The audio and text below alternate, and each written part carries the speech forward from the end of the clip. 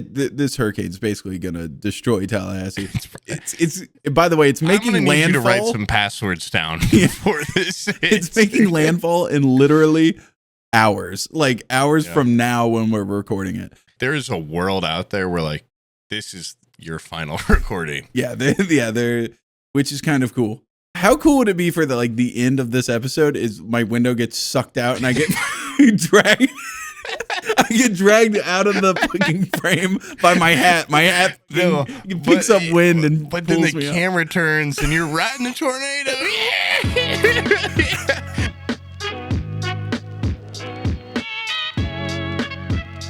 Hey guys, I know we are a tad bit late this month, but I can assure you, I have gone through hell in order to make sure this episode gets put out.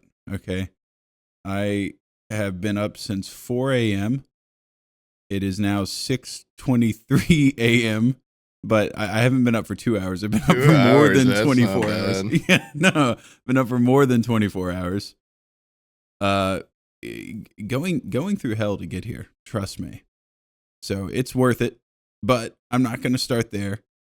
We're going to rewind a little bit back to greener pastures before the turmoil struck. And maybe recap a little bit of our adventures at TwitchCon. Yeah, and I stayed up all night because he got in early and I played too many video games. So we both had it bad last night. We don't have equally bad. Yeah. Oh, yeah, take us there. Take us back. Little old place called San Diego hosting annual TwitchCon. I was so happy to go. So ready to go. I was bringing my beloved wife, Abby, with me. And she was like, I've never partied or anything before. I can't wait to go. I don't think it's going to happen next year. Really? Yeah, I think that was a one time only.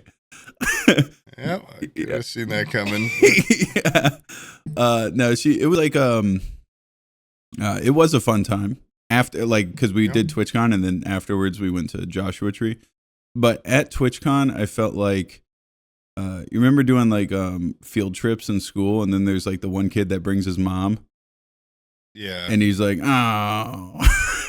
I felt like that. Everywhere I went, she was like, chaperone. Another drink? You've had 4. Weed too? You've been drinking. What, you need weed?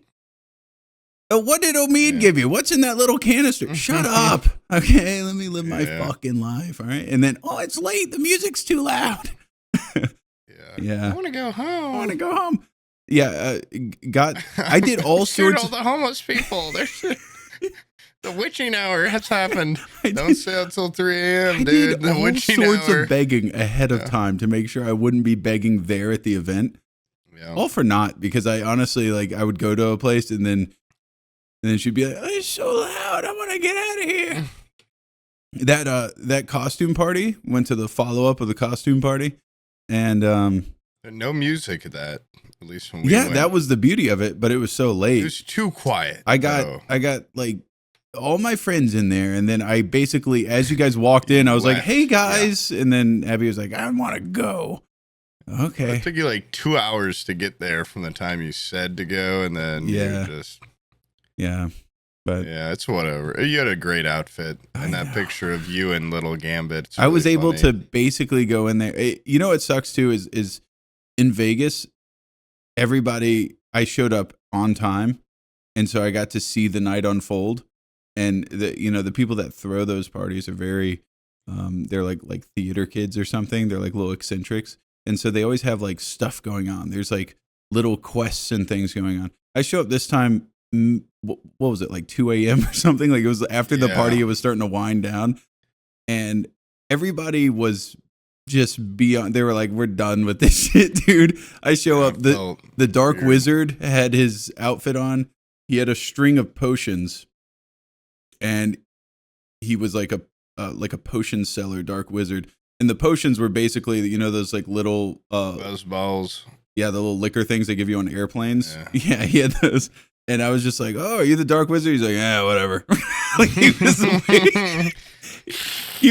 was like, "You're not strong enough for my but you want one or not?" Like he was way too fucking drunk. He didn't give a fuck anymore. I showed up, bobbers is smashed, and he's just like, "You want a Modelo or not?" Like I don't even feel like doing the quest. It was or whatever. weird vibes when we got. It was definitely like closing time when we showed up, and oh no, my I brought eyes! so much liquor, and then realized immediately like they have so much. We brought way too much. Yeah, and we just took that little tiki bar and got hammered. At one point, I realized like I know, dude, my eyes are so bloodshot. I just put my contacts back in. No, I've been like sweating all day, and so I rubbed my eyes once. I got sweat in them, and now they're like, it's not a comp. Yeah, I sweat even more from I was playing Magic last night. Oh yeah, they'll work up a sweat. But like as we got more drunk, our little tiki area. Once again, no music in this place, which immediately that's why I liked it. Because every time we go to San Diego, no, dude, these people demand we go to Double Deuce. Such a middle ground. It's insane. Because, a lot of the bars, it's like too permanent hearing damage, loud. And you're like screaming. But at this place, we walked in dead silent, except for like scattered little conversations. And I was like, first thing I noticed, I'm like, the vibe is weird because there's even if it was music coming from somewhere else, because, it's nice. The best part about one of those really crowded bars where it's super loud is going out to the patio. Oh, the smoking area. You hear that there is a party close to you, but you're in the little oasis. But this party was all oasis. There was no like, that's where the real party is. And we just were like scream talking. And then at a point I realized like everyone else at that party was very quiet. And they were probably all staring over at us. Like very self-aware. God, I don't even remember where I'm going with this. Whatever, man. I just fucking too quiet. It was too quiet. Yeah, it was like quiet or I don't know. It was like, that was the entire loud. thing I liked about it. Actually, it was just how like I kept sitting there trying to have like good conversations with people. Couldn't. It's too loud. Even at that I could have fucking had a conversation with a mouse at this place, dude. I know that's so what quiet. I like whispering to people. I like having a little whisper combo. Yeah. It felt very intimate. Yeah. And then it's like you're talking to a guy in the most insane costume you've ever seen in your life. And they talk about like what's your life like outside of here? Like a lot of small talk going on. Yeah. You know what's funny is I think it was like I didn't realize it at the time, but that is not exactly the vibe that Peanut and his friends are used to. Peanut, as soon as Peanut showed up, he dragged me aside. He goes, "Why did you bring us here?" I'm like, "What? These people are nice." Well, he's like, he's like looking around. He's like, "I didn't like. Well, what's going on here?" I'm like, "They're nice people. What's wrong?" They can't take their bra off at those kinds of events. But then they all ended up getting hammered and having a great time, I think. But I got a hilarious picture of Peanut. Like, he called Wubby right away. He was like, "Dude, they are on the way here. I got to make a phone call." And it gets too loud in our area. And he ducked down under the bar and he fit under it so well. It's a really funny picture of him. He's just like hung down on the phone. I'll post it in here. I mean, you probably shouldn't post it on the podcast, but it's just really funny. But yeah, I was a little worried for a second because then I was the extension of like the actual guy that got them there. Yeah. So I'm like, oh, they're going to fucking hate me. But I mean, hey, dude. We were the ones that left the cool party. They were at a bar. Yeah. Okay. They couldn't even get into the party I was at. Thanks a lot, Keith. Thanks, Keith. Yeah, I think I might have burned a bridge with Keith, to be honest. Oh, you're fine, dude. I think he was just stressed out. Is that what it was? Okay. Yeah. I honestly could see you burning a bridge also, though, so I don't know. I was 50. He was very nice at the arcade, and then I kept asking him, "Hey, can we get this person in here too, and this person?" And then next day I saw him, I was like, "Hey, Keith," and he gave me like the most curt little handshake. It was just like a nod and that's it and walked away. Oh, shit. We saw him while we were eating brunch and I was like, "Keith," and just walked right on by. But I don't think he heard me. I don't think he heard me at all. You give me one of these. Yeah, you said Keith, and he turned around and walked away. He went across the street, got on the other sidewalk, and walked the opposite direction. Climbed down one of those sewer drains. Yeah. He started pretending he was someone else. So spare change. Keith, I know it's you. Yeah, no, I think he loves us, man. I think we had a great time. Actually, no, I don't think you burned any bridges, actually, because he sent me a DM the other day that was like, I got a really funny picture of Sam at the Stream Moments party. Oh, that's good. You want it? Okay. I was like, yeah. It was pretty funny. It's just like a picture of you holding 3 skee balls, and they kind of look like nuts. Oh, yeah. Oh, there was like an official cameraman at that event. Yeah. And I kept going, hey, dude, capture this. And I kept like playing arcade games. And I was like, hey, dude, you want to see a high score? Because it was just like a barcade where they had every arcade game was just open play. And so whatever that game is where you take the big bocce ball things and roll them up and try to get the skee ball. Is it called skee ball? That's a horrible name for what that is. Okay. Man, I didn't make the name. Rolling ball. I don't know. Skee ball. That just doesn't seem right. Once I realized I could just pick up like all 5 and just throw them like super fast and then get them all back. I'm not spending any money. I really wanted to see how fast I could do it. And so the photographer at one point, I think, was like annoyed with me because I was like, no, come back here. It's like XQC just showed up and you're like, come on, no, wait, one more high score. Can I talk about XQC, or is he could fucking destroy us in 2 seconds?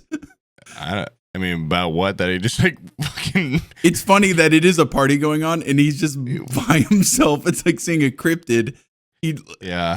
Someone that big, it's just funny to see, like, obviously socially awkward by themselves. Yeah, like, I guess it is. Staring at his feet. He just went immediately to an arcade game and just started going hard. You guys got like negative aura.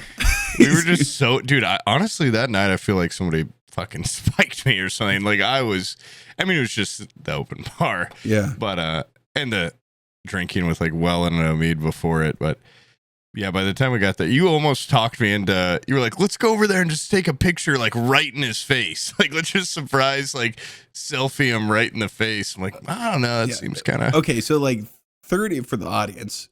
Like, yeah, I would say the bulk of the people were on one side of the arcade. He was alone. He was like easy to get. And then it was like this empty part of the arcade. He was just by himself over there, just playing an arcade game. Probably stunk or something.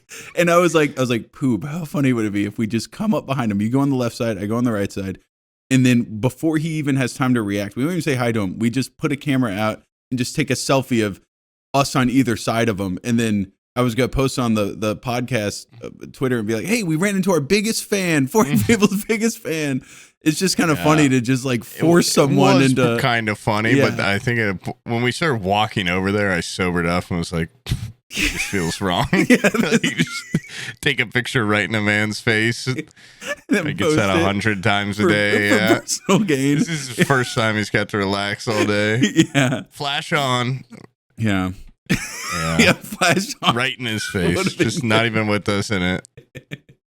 Oh, yeah. This is going to get big hits on Twitter. Thanks, man.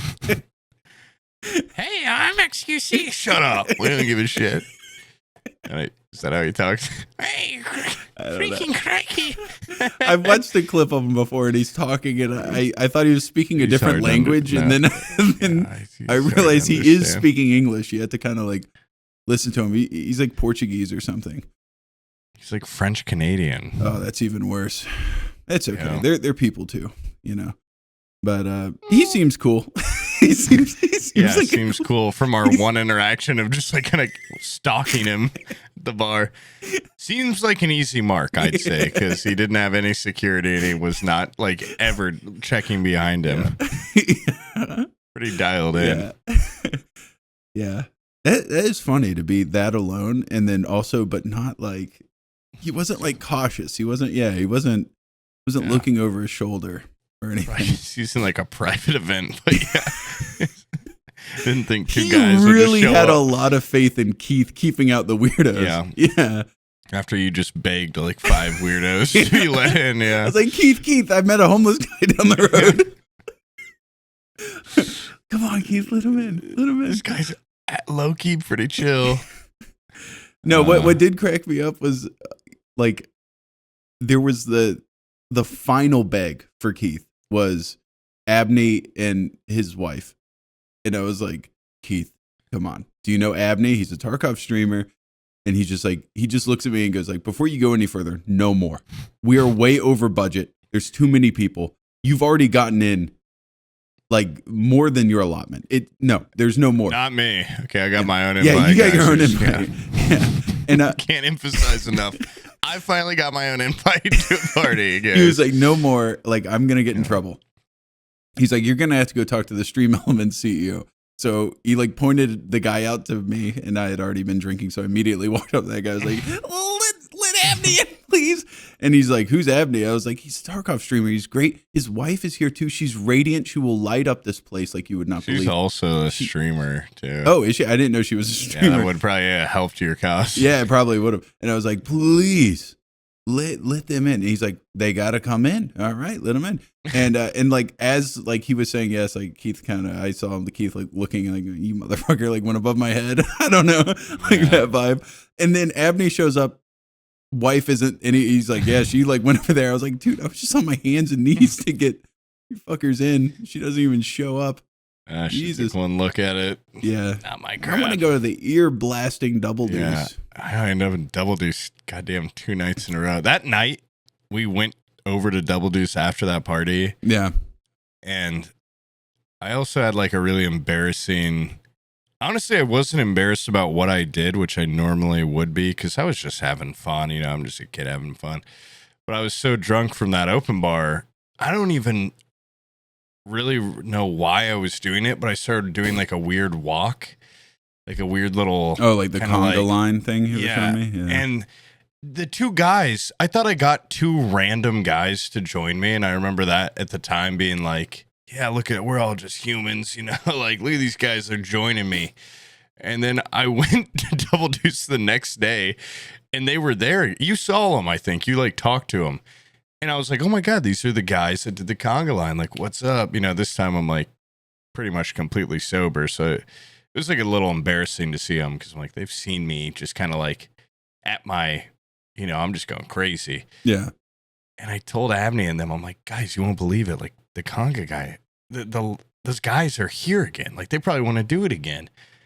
They were there for Abney's wife both times. Like they're her friends from her like RP server or something. Yeah. And it was just a massive letdown. Because when he told me that, I'm like, do they even like me? Or like, did they just do that because I know her? Or, yeah. I don't know. It was just like my dad hired strippers to bang me or whatever. You know, it's like I didn't even actually. I thought it was completely natural, but I guess it wasn't. No, that sucks. Yeah, a fabricated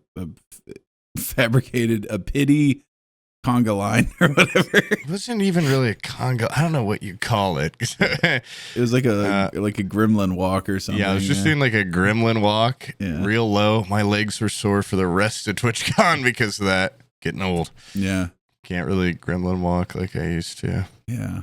Just watch the Gremlins the other day. We're not gonna get off topic of TwitchCon, but great movie. Love how the mom just starts killing gremlins so quick.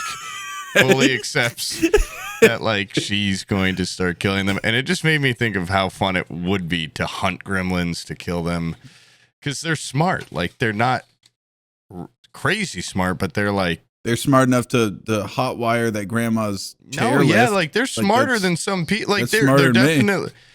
They're definitely smarter than us when it comes to like contraptions and trickery. Yeah, but they lack something a man has. You know. Well, you can't feed an entire man into a blender and kill him. Yeah, that's where stature. Big blender, but but maybe that little lady from American Horror Story. She's like a foot tall. You could probably put her in a blender. Yeah, she's like the world's smallest woman.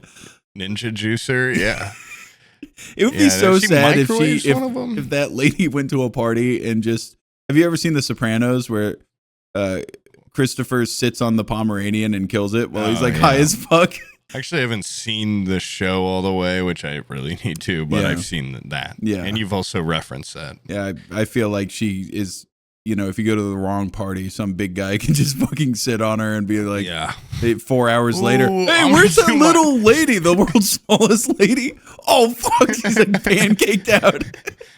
I thought I felt a little mosquito bite my ass. Hold on. Hey, you got claw marks on your back. Oh, I'm going to do my atomic sit down. I'm about to sit down real hard. My signature move. You sit down so hard, her head pops off. Your toes fly out. The little lady. I had that one post on Twitter. It's like all those stupid fucking Twitter accounts. They got a hold of her, and it's a picture of some guy holding her, and they're all like, she is the tiniest little woman in the world. And all the bots are like, wow, inspiring. Like, why do you like about what? She's like a little porcelain doll woman. That's an inspiration. Yeah. Well, not even like the inspired. Everyone was there was like 10 different big accounts tweeting out like, she is so little and she is a human and she is a tiny human being. Like, yes, we get it. She's the smallest. And it's like, look how tiny the smallest woman in the world is. I'm like, yeah, she's the smallest woman in the world. Everyone's like, wow, so tiny. Like, she is smaller than you might expect, but like, she's got the fucking record for a reason. I don't know. It just pissed me off when I saw everyone so shocked and amazed. I mean, she is incredibly small, but she is really small. Like, but if I saw her in person, you get I'd on like mainstream out. Twitter, like I'm telling you, dude, that dead internet theory is it's a legitimate thing. It is. There's just a lot of just so many bots, Chat GPT driven like garbage, just drivel out there. Devin and I saw a woman that was. Imagine the world's tiniest woman, but like wearing heels, taller, still incredibly tiny. Yeah. But Devin and I walked past this dude that was like the biggest dude we've ever seen. Both like, damn, that dude was fucking huge and jacked. Maybe he's a football player. And then right behind him, walking down the street, was like probably the world's second tiniest woman, and she was completely proportionally small. Oh, that's awesome. She had like a little outfit on. That's the best way of being small. And her like hands were in her pockets, and she was walking really quick. And I'm like, what kind of freak show are they running out of here? Like, just very shocking to see right after the man. But like, she was the type of tiny, like smaller than little person. Yeah. And completely, I don't know. It looked like an animatronic or something. It was pretty cool to see, though. Mm. Taking a picture of her. By the way, prior guest on the podcast spotted at TwitchCon. I was. Oh, they got their period. Yeah, they started to get their period. I was at the airport, and I'm sitting there waiting for my Uber, and all of a sudden, I hear this like Russian guy going like, Sam. There's that guy, we had him on like forever ago to talk about maybe we just talked about his house, because he was always in Discord trying to like tell us, or like trying to ask us how he should lay out his furniture in his house. And he always had like this couch facing a TV, and then behind his couch, he had like a cuck chair. It was just like a chair randomly behind the couch. Did he actually come on, or did we just talk about him? We just talked about him because he was just like he's just like a little weird, just a little eccentric guy. Podcast subject. Yeah, I always thought he was like kind of goofy, but then he got kicked out of the Discord for being weird to a woman. I want to say women, but there's only one woman in the Discord. It's Brian's girlfriend, so he was weird to her, and then he got kicked out. So, anyways, I'm at TwitchCon. You don't mess with a mod's kitten. Okay, let me just tell you that much. But yeah, you're gonna get the claws. Yeah, Discord mod's kitten is game over. For sure. Brian showed up. What's going on here? That's actually like unironically, yeah, that's a trend. Yeah. Yeah. It's like if you piss off Mia, like Brian comes into action. I'm like, what are you like the biggest white knight in the world? And by the way, she's easy to piss off. Yeah, I was gonna say, I feel like you shit talker. So yeah, I do, but I own the Discord, so it's like, what's he gonna do? Ban me out of my own Discord? Yeah, true. And she's crotchety. She's mean. So some of it's deserved. I was just talking to someone about her being at the last house. And I was like, oh yeah, but she's all like crotchety or whatever. And he was like, she was actually like really pleasant every time I talked to her. And I thought about it. Oh, it was. And I was like, oh yeah, she was actually really nice to me every time I talked to her too. Yeah. So I guess I just hear you say how much of a bitch she is. And I'm like, yeah, you know what? No, she's actually very nice to like normal humans. But for some reason, when I talk to her and I'm not usually talking to her, I'm usually trying to piss her off. And believe it, it works. Every time I talk to her, it pisses her off, and then she's mean to me. That's weird. Yeah, it's really weird. You don't deserve that shit, man. I don't deserve it. I shouldn't put up with it, frankly. So, someone brought up too. They're like, Abby or Sam's wife, like that should be a lot scarier. Like she's actually really nice. Oh, she was talking it up with. She was talking it up with ToastRack. I was like, what's going on over there? Those two were giggling like lovebirds. Yeah, you can't leave your girl with ToastRack too long. Dude, ToastRack was macking. He was macking hard. A trick or two. Yeah. You know what's funny too is ToastRack is so fucking cool. He was like, let's go get a drink. I go up there and Omid gets me on these fucking, they had like alcoholic Capri Suns. I was like, give me one of those Capri Suns. ToastRack goes up there and goes, give me a dry martini. And the guy's like, we have like 4 things on the menu. Yeah. He's like, I don't give a fuck. Make me a dry martini. And the guy was like, yes, sir. And he made him a dry martini. I can't imagine ToastRack. No, seriously. He was just like, he's like, I don't care. You have the stuff back there. And the guy's like, I mean, I do. Yeah. Yeah, I guess we do. Yeah. We're a bar. Yeah, we're a bar. He made him a dry martini. ToastRack actually with an olive. Dude, and then I walk away with a Capri Sun. Yeah. And then you go to Abby. Yeah. With my little Capri Sun. ToastRack has his dry martini. Yeah. I was like, He's shit. Like, freaking Craigie. Can you believe these guys? Americans, huh? Yeah. And then with my little straw, feeding my little straw. He drank it and then twisted the olive into a knot. Yeah. I can do that to a pussy too. I can do that to many things. What did you think about San Diego this year compared to 2 years ago? Like I said, your wife, we see in a different area. I mean, the lack of limes was... Yeah, I missed Ocean huge. Beach vibes. Yeah. Big time.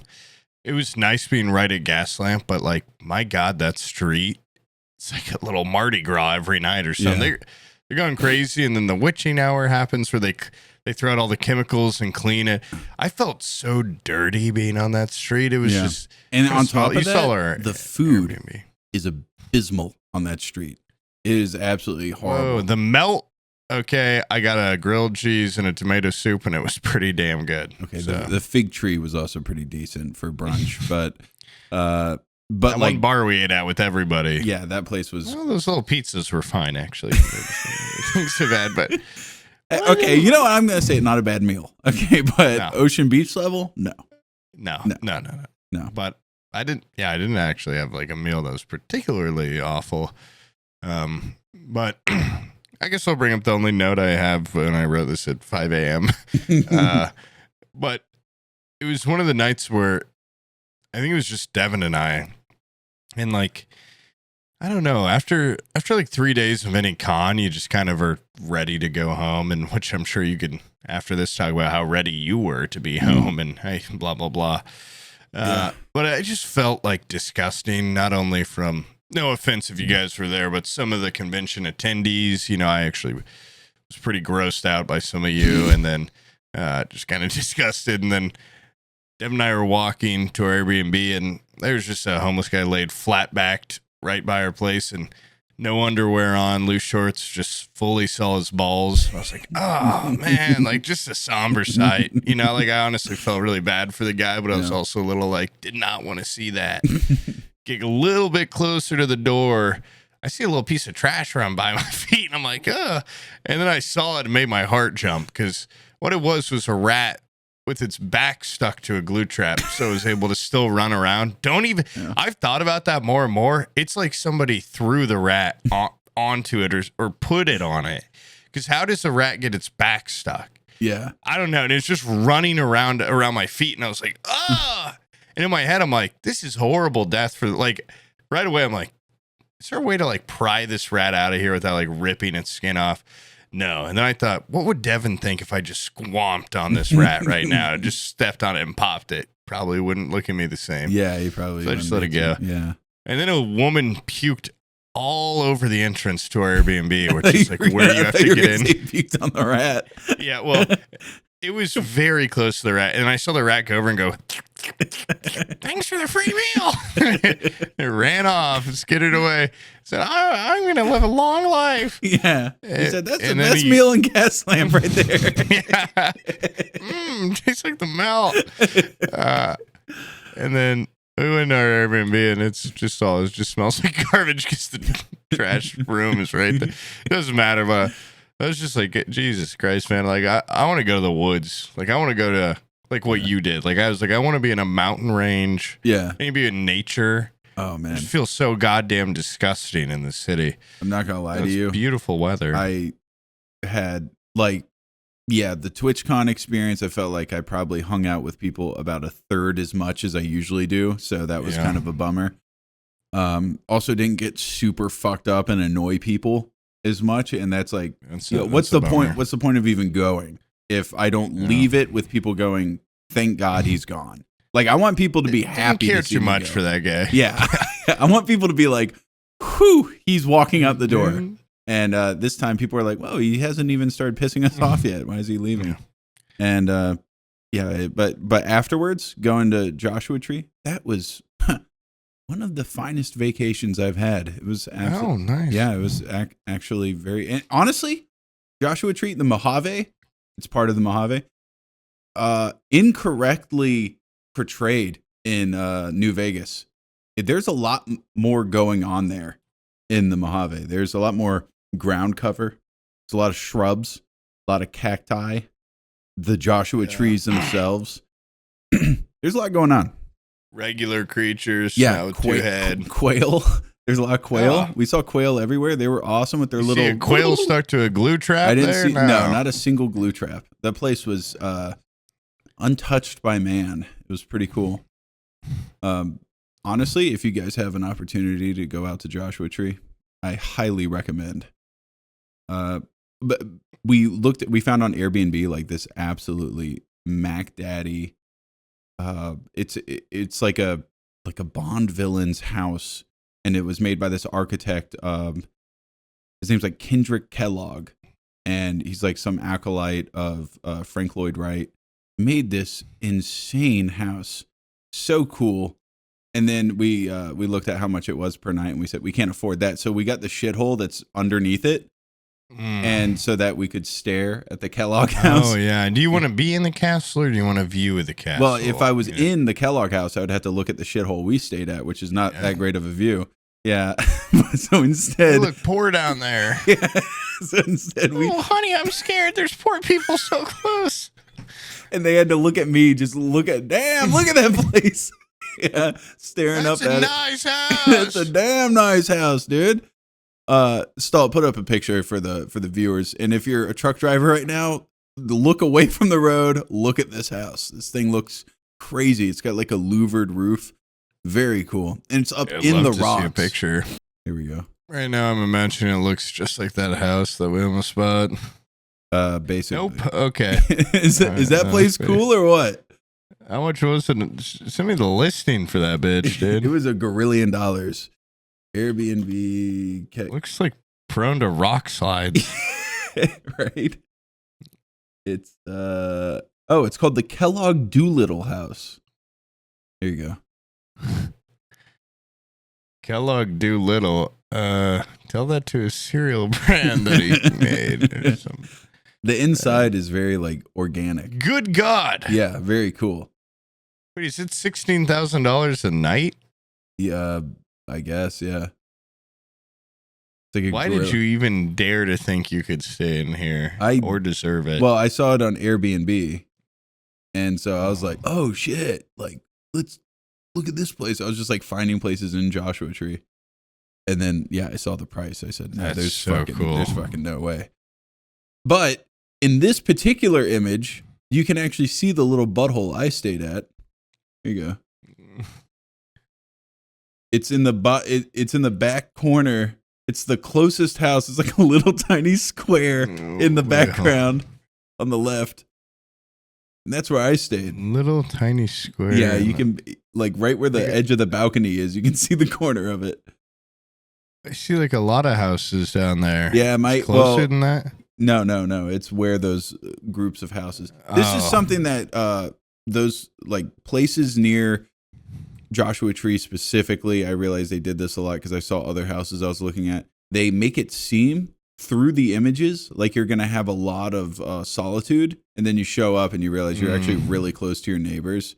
And so that hot tub that you have out there, you're basically just going to be looked at by the next door neighbors while you're in it. Not as cool. But park itself, badass. It was actually so badass. Me and Abby got tattoos on a whim. No. Yeah. Whoa. The alien holding a cactus. Is that real? Yeah. I got second skin on it right now. You got a tattoo? Yeah. Badass. Yeah. Abby was like, hey, we should get tattoos. She went and got some girl shit. She got like a little Joshua Tree tattooed on her.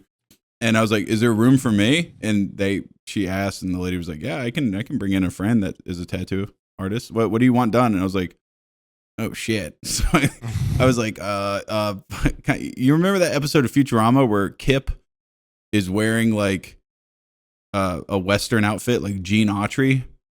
For some reason, that's like all I remember about Kip. I feel like he wears that. Him wearing the Western outfit? Yeah, I was like, I kind of want that. And I found like a picture of a alien holding a cactus, and then I went on Procreate and I like added in the cowboy hat and everything. I brought it to the lady, and she was like, usually when people draw their own tattoos, they fucking suck, but this one actually kind of goes hard. This one's kind of awesome. But right now it looks a little bit fuzzy because after you get them, like I got it literally yesterday. The ink like seeps out of your skin for like the first day. So the line work looks a lot better than it appears now. I just have to peel this off and scrub it away and stuff. Did it hurt? No, it actually didn't. I was actually very surprised. Very brave. Yeah, everybody's always said, "Oh, they hurt." Not really. Just get one on the top of your foot then. No, that seems like actually. I feel like the place that would hurt the most for me is. Have you ever had someone just like gently brush by the back of your bicep, like the back of your arm, and there's like surface pain for some reason? No. I think it's like just a personal thing. Like if someone just like gently touches the back of my arm, it just kind of like it's like a pain response for some reason. I feel like getting a tattoo back there would be agony. Do you think you're now going to do like what many do, like where you got your first one, now you're feeling a little bit like I could use a friend? Do you think you'll get more? I had that moment where I've wanted to get a tattoo for a long time, but I said, I can't think of anything cool / significant enough for me to take time off work and go down there and get it done. But I'm off work. Yeah. Well, like stop working to go down there and stop laughing at me. Go down there and get it done, And I didn't have anything significant enough, but the fact that I got this done while at Joshua Tree, I was like, it could be literally anything, and it's more just to remember the trip. Because I'm telling you guys, take a trip down to Joshua Tree. It'll change your life. How are the stars out there? Okay.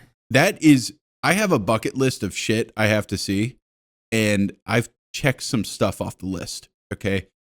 First of all, not only did I see the stars like you would not believe, but you can see with the naked eye just the Milky Way band. You can see the Milky Way. I've never seen that before. See the stuff. Yeah, you can see the goo, the whiteness. Oh, and that's really cool. Very cool. Very cool. And this, like a fucking movie, we're sitting there laid out, looking up at the stars. And bam, rat on a good track runs by. No, big ass shooting star goes across. Oh, that's I'm cool. like, this is like a movie. It's like a movie out here.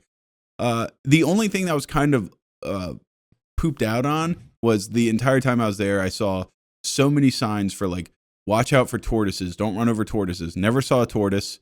I saw a lot of ground mice. I saw quail. I saw lots of lizards. I saw there's a lot lizard joke in there somewhere, but I just quietly said lot.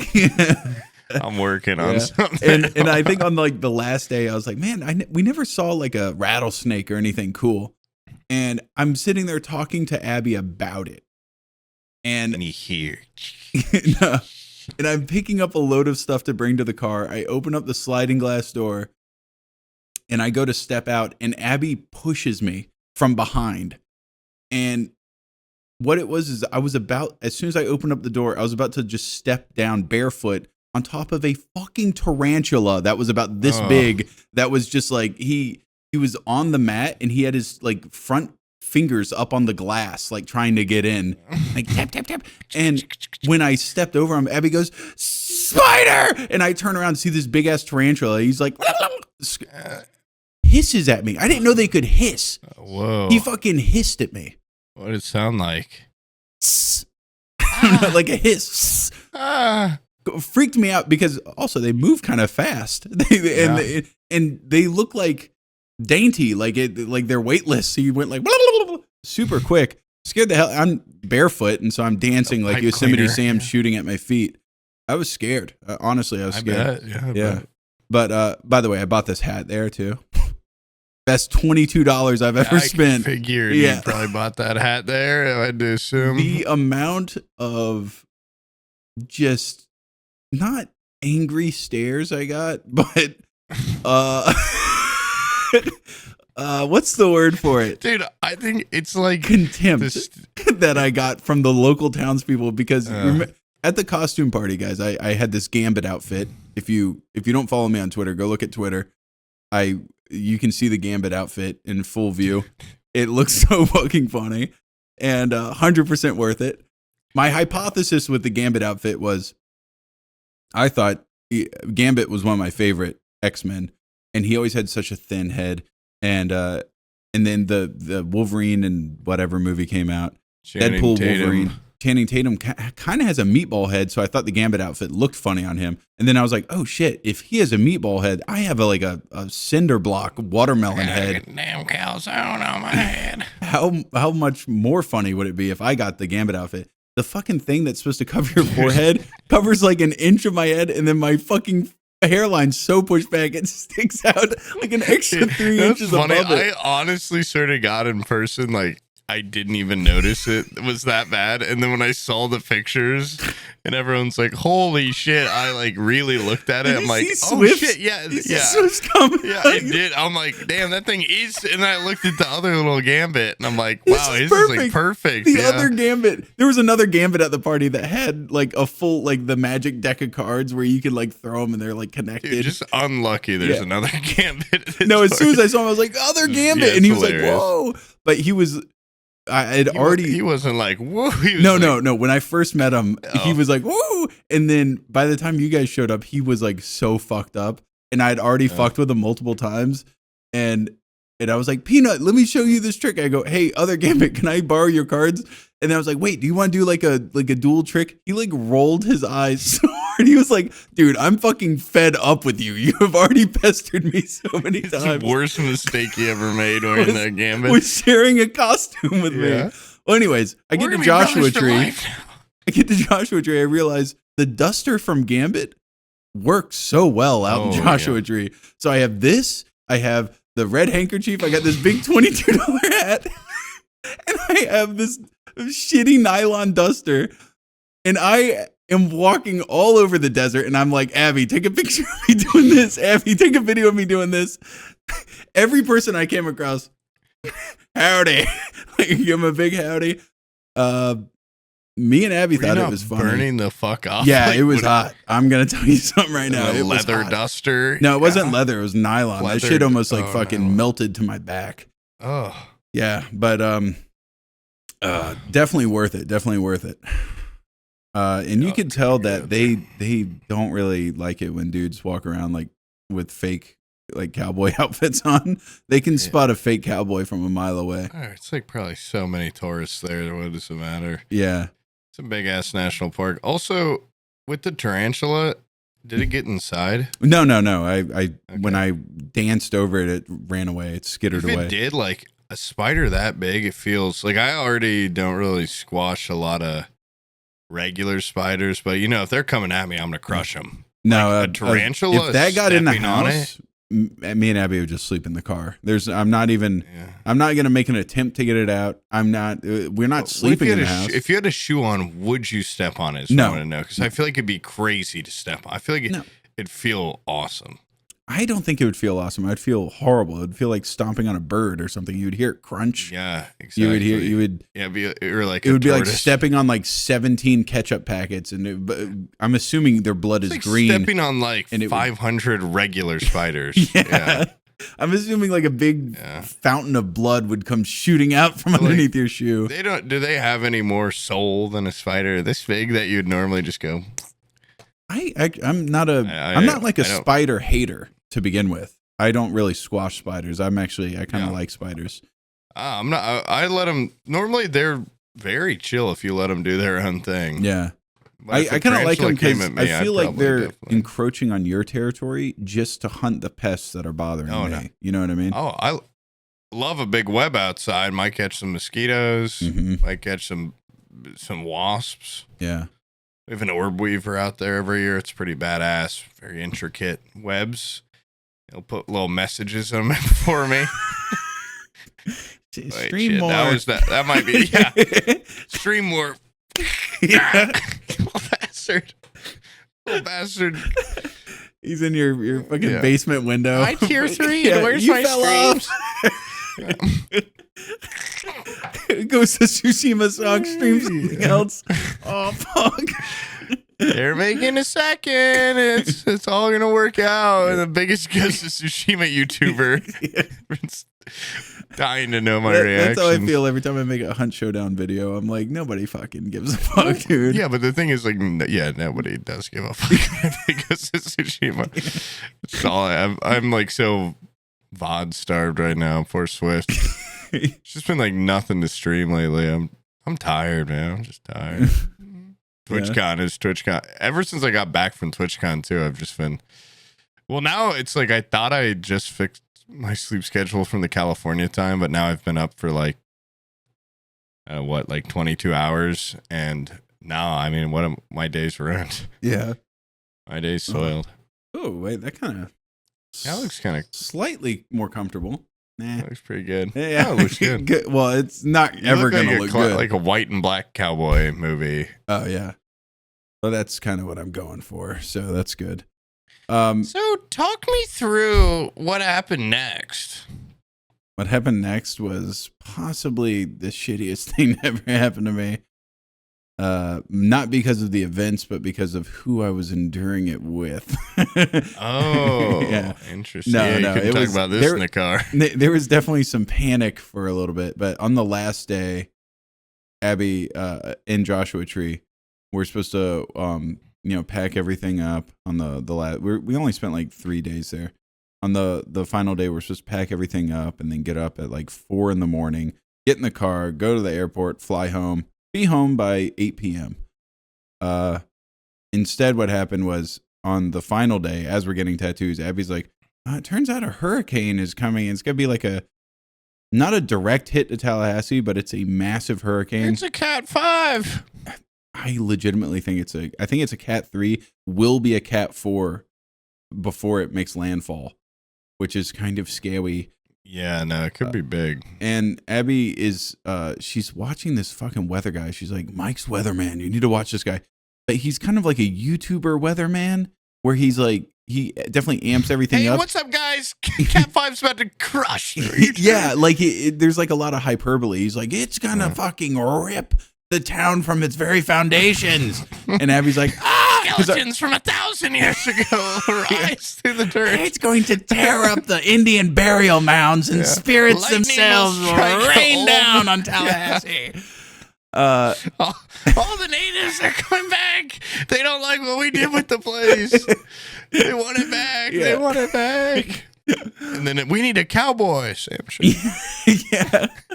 You would definitely kill some skeletons of some natives if they came up onto your property. Oh, for sure. Dude. You are ready. Yeah. You try to scalp them. Skeleton with like a wisp of hair. Give me that. Just put it back on my hair. Oh, skeleton hair. I scalp them and I try to transplant onto my head. I'm wearing these as trophies, Abby. These are my trophies. Yeah. So she saw that like this hurricane's basically gonna destroy Tallahassee. It's by the way, it's making landfall. Need you to write some passwords down for this. It's making landfall in literally hours, from now when we're recording it. Sorry to cut you off one time, but like there is a world out there where like this is your final recording. They're which is kind of cool. It is kind of cool. You're living on the edge, dude. Tattoo. How cool would it be for the end of this episode is my window gets sucked out and I get dragged. I get dragged out of the fucking frame by my hat. My hat fucking picks up wind and but then the camera turns and you're riding a tornado. Oh my god! By the way, going back to making an asshole out of myself, we found this place called Pioneer Town, which is just like Gold Rush Town looking place. And I was picking up dirt and putting it all over my hat, so then we could do a slow-mo video of me taking my hat and slapping it on my knee and dust flying off, and then plopping it on my head. Action dust. Yeah, action. I was making my own action dust, and there was just like people like that work there, just looking at me like, "What the hell is this guy doing?" Yeah. All right, Abby, is this good? Is this good? We did it like 5 times before the shot got right. Okay. But are you gonna make like a video on it all, or maybe like a sizzler reel for Twitter? Yeah, just something to pad the old IMDb. You know how it is. That'd be cool. Yeah. Anyways, yeah. So Abby finds out this hurricane is going to hit. This is the worst part. Horrible hurricane. Mike's weatherman says this is one that's going to cleave Florida in twain. It's a kid killer, folks. You need to remember, our children are still in Tallahassee. 3-year-old and a 6-year-old still in Tallahassee. Yeah.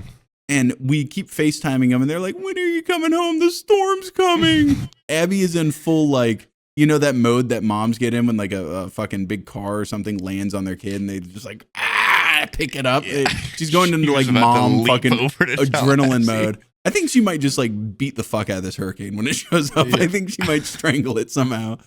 But so that's, like, going through her mind. And so she's like, okay, we need to go. We get up at, like, 4 a.m, way too early than what we need to get up for. Oh, yeah. We put everything in the car. Like, who's gonna be flying into Tallahassee? Yeah, and we drive all the way back to San Diego. We get on our plane. I paid for fucking like nice seats, I thought, on the plane. Turns out I was just in like a nicer class. Like I got on the plane faster, but just had equally shitty seats. I don't like. Yeah, didn't you pick your seats? I did. I did pick them, and I paid for like. I don't want to say. You paid for economy premium on a domestic flight, and you expected something that much better. Okay, you gotta get first class minimum. I'm used to buying the cheapest possible tickets next to the toilet. I really don't give a fuck. I'll sit on a cinder block. I don't care. Like I used to be like you, and then the money got to me. And then you got a taste of the high life. I upgraded on the app on the flight from Phoenix. You fucker. To Indianapolis, and they fucking had live TV that I could watch on my iPad. I watched the Bengals game, and they gave me a meal, and I had a free beer. It was awesome. Stoltz sent me a picture of him in first class with his he got like a charcuterie board or something. Oh, yeah. The most I'll pay is to get the exit row where you're not the exit row, like emergency row. Yeah. And but what sucks about that one is you have to pay extra attention because they give you like private lessons on what to do. When they talk to me, I just go, I got my headphones on. You know exactly what's going to happen. If it comes to the point where I need to use that exit row, I'm going to open up the door and I'm going to dive out first. Shut it behind me. Yeah. They're like, it's your job to open it and make sure everybody else gets out. I'm like, no, I paid extra. I get out first. I'm not helping anybody. Put me on the no-fly list. I'm on the no-die list, bitch. I don't want to die. As soon as that inflatable slide goes, I'm going head first at it. I'm the first I'm going, oops, I slipped.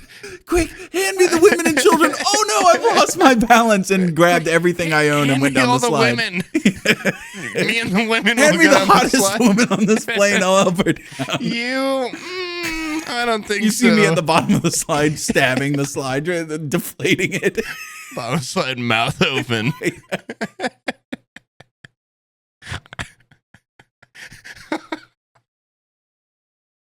Come on down. I'm ready to catch you. I think I watched the wrong instruction video. Very confused where I went wrong. Oh my God. Anyway, so we make it through that horrific flight. And which was I sat next to a guy that's like my size and I'm in the middle. And so just no fucking room. And we make it to, we're flying from San Diego all the way to Charlotte, North Carolina. We make it to Charlotte, and as soon as we land, Abby turns off airplane mode and gets a text that your flight to Tallahassee has been canceled due to the inclement weather because the outer bands of the hurricane are starting to hit. And she goes into like full mom panic mode. She's like, my kids are there. We have to get there. And I'm sitting there thinking, hey, we have podcasts to get out or else we ain't going to get paid. You know, we can make more kids. We can't, you know. We can't make more podcasts. We can't make more money or whatever. And it was to the point where I was talking to you on the phone. I was like, doesn't Sniping Soup live out here? Like, maybe I can like get an Uber to his house. He has a podcast set up. Maybe we can do like a quick and dirty one. And you're like, do you even know him that well? I was like, maybe well enough to get into his house. I don't know. You probably would have let you record. I think so. You probably would have pitched like gamer subs or something to you, but it'd be worth it. No, I already got plenty of that from Wubby. It's all right. Yeah. Well, dude, I honestly, everyone that talks about it's like, I probably can make a lot of money, but yeah, we just don't sell out like that. This episode is sponsored though by Factor Meals. Oh, yet. Yeah. If we could get our own flavor, we'd probably. If I could get like a fucking like a coffee sponsor, I like coffee. I don't have a problem with gamer subs. It's just like I don't want to sit there and like mix like powders and water and shit together. Yeah, what am I, an alchemist? Yeah, like, I want to mix. Well, I guess that's kind of how you make a lot of coffee, though. Yeah, but coffee's all warm and it feels good. It's not all fruity and stuff. Takes a big sip. Yo, I'm gonna grab my cold fruity. Yeah, my pre-mixed gamer subs. Yeah. What was I gonna say? Oh, you were. Abby was in freak out mode. Oh yeah, you were in freak out mode. Yeah, so then we were like, oh shit! Like I called Poob. I was like, dude, this is what's gonna happen. I need to get home. One, to save my kids. Of course, to save my kids. They're scared about this storm. And two, as soon as this storm hits, we are going to lose power for a week. And it's going to land. We landed in Charlotte Wednesday at fucking 5 or 6 p.m. or something. I don't know. When was I calling you? Yeah, I think it was like 5 or 6. Yeah, 5 or 6. It's making landfall Thursday at like 9 a.m. or something. Maybe it was like 7 or 8. I don't know. And doesn't matter. And so I was like, Abby, we need to get home because we need to shoot a podcast before the internet and power gets wiped out for a week. Because if we don't do our 3 episodes, we don't get that $5 from you guys. You know, that's a big thing. And we just paid a lot of money at TwitchCon. Joshua Tree, believe it or not, to get that shithole that looks at the nice house was still very expensive. Oh, I believe it borders the national park. And so like it was full panic mode. So Abby starts going to every rental car booth and is like, hey, she goes to Enterprise. She goes like, hey, can I have a one-way rental? And they're like, yeah, where are you going? Where are you going to drop it off at? And she's like, Tallahassee. And they're like, where the hurricane's going to hit, the fucking giant world-destroying hurricane?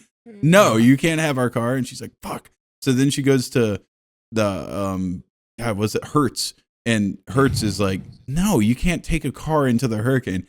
And then she goes to like another one. I forget what it was. It might have been like Budget or something. And they were like, And then Budget didn't have any. And then she went to Avis. And they were like, where are you going to drop it off? And she's like, Tallahassee. And they were like, sounds good to me. And Abby's like, I don't know of anything going on. Abby's like, these fucking saps are going to give us a car. So finally, I see her over there. She's like, swipes the card. You know, we get the ticket. We're like, this is it, dude. All we have to do is an 8.5 hour drive to get home. We're like running out to the parking garage because it's a mad scramble to get home at this point. Like, there's not that much time to record and get everything done that I need to do before the power's gone. You know, there's a lot of prep and shit I got to do. And we run out to the parking garage. We find, like, on the ticket, it's like E17. We go to E17. As we walk up to the car, this old guy gets in the car and drives away with it. Abby, like, is angry, and I can almost see tears forming. She's just like, did some guy just take her fucking car? So then she has to go stand at the back of the line at the fucking Avis place. And she gets up to the counter and she's like, some fucking old guy just like absconded with our car. And they gave us a different car. There was everybody that was in line, by the way, ahead of her. They were requesting a different car because they were like, yeah, my car smells like weed. Like, every car that was there apparently smelled like weed. And they were like, we don't want a weed smelling car. Abby goes up there and goes like, I don't care what it smells like. Give me a fucking car. I'll take the weed car. I'll take any car. Yeah. So we got a stinky poop car, whatever. We get a big stinky car. And we set navigation all the way home. It basically said, you're going to get home at 4:50 a.m. And I sat in that driver's seat and I started going home, man. And dude, I'm not gonna lie to you, that is the most like delirious I've been driving. Very scary because we're driving through the outer bands of the hurricane. So it's just like, and in order to get from Charlotte to Tallahassee, I can just take the interstate and go through Atlanta. But I don't know if you've ever driven through Atlanta. It's a fucking nightmare. And so there's this route that you can take where you go around Atlanta. You just like circumnavigate it, but you take all these like back roads. And all these back roads were so scary because they would have these puddles of water from all the rain. And so I'd be going like 55 or 60 and just hitting these like puddles and going like, like not quite hydroplaning, but I'm like, it's almost there. Like I'm about to spiral. There was fucking deer standing on the side of the road. I'm like, dude, if I hit a fucking deer, that would be the worst wrap up to like this horrible series of events. Yeah. But at the bottom of this hill, there was one funny part where I was like, Abby, you rest, I'll drive. And so she's sitting there resting, and I'm sitting there blasting Marty Robbins. I was on a big Marty Robbins kick while I was at Joshua Tree. You can't not listen to Gunfighter Ballads and Trail Songs Volume 2. Wall or something. Yeah. And I was listening to a lot of that, a lot of Gene Autry hanging out there. Oh, and that song, been through the desert on a horse with no name. Oh yeah, whatever that is. By the Americans. Something? America, I think. Yeah, America or whatever. And anyways, so I'm blasting music, and I'm going down this hill, and there's a railroad crossing at the bottom, and it has the little arms that go down, and one of them has a stop sign on it. But I'm like, oh, it's like it means like stop if the arm's going down. Otherwise, you can just blow on through. Yeah. It did not mean that. It meant you need to stop when you go over, because at the bottom of this hill, the railroad like crossing was a fucking ramp, and it's pouring rain here. Absolutely pouring rain. And I hit this thing like fucking Dukes of Hazzard, dude. Abby is asleep. Abby's asleep, and she wakes up to us basically midair. Yeah. Whoa! She wakes up and looks over, and I have my cowboy hat. I'm slapping the side of the car, hand out the window. No, I was just going. There's a woman on the track. She's tied up. Yeah.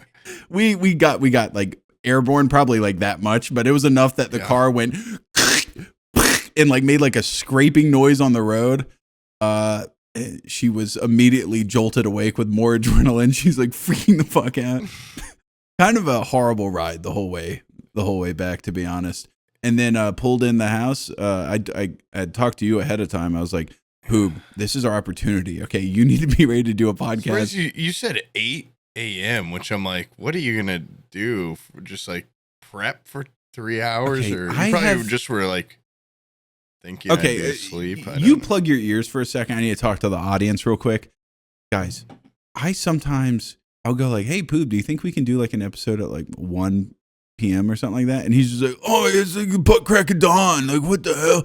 I thought like I was kind of doing him a favor by saying like, maybe like we need to do one this morning, maybe a little bit later, like 8 a.m. or something. And, I and then I did you a favor by saying, how about 6? 6 a.m. for a podcast is insane. So, but thankfully I got home at like 5 a.m. It's now 7:30. We've been going for an hour. Yeah. I basically rolled in the driveway, I got my cowboy hat. Of course, can't go anywhere without it. Put back on the stinkiest Joshua Tree shirt of all time and sat down, and here we are recording. And boy, and that brings us to right now. To right now. And now what future things will happen? And now what will we talk about for the next hour? Now it's getting really scary because the rain is picking up. It's making landfall soon. I'm looking at the clock. It's getting real scary. It's going to hit at like 9 a.m., right? Yeah. Yeah, but I mean, like, look at a fucking... post like a satellite view of this goddamn hurricane, dude. This thing is like the size of the country, and it's post coming. The view right above his house. Yeah. What is kind of awesome though is that Tallahassee has a little force field that not many people know about. We have the largest electromagnet in the world. Yeah, big ass magnet. Yeah. Don't some people think it's causing the hurricanes? No, they don't cause the hurricanes, dude. They turn on the magnet when it stops them. And the hurricane is pushed around Tallahassee. Tallahassee has never been hit. It's like lost. Yeah. Tallahassee has never been directly hit by a category 3 or above hurricane. They have always come towards us and then veered at the last moment because the magnet saves all.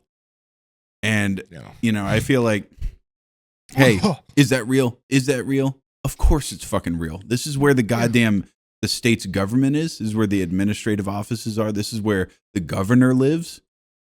If they're going to have a big evil magnet. The magnet we trust. The magnet will keep you safe. All hail the magnet, okay? Yeah. There's even a subreddit for it where people talk about the magnet. The magnet saves us, okay? We still get trees that come down. We still get limbs that come down. We still get the magnet. We still get rain, but we don't get houses ripped up because the magnet. This would be an even better time for you to get shot out the window.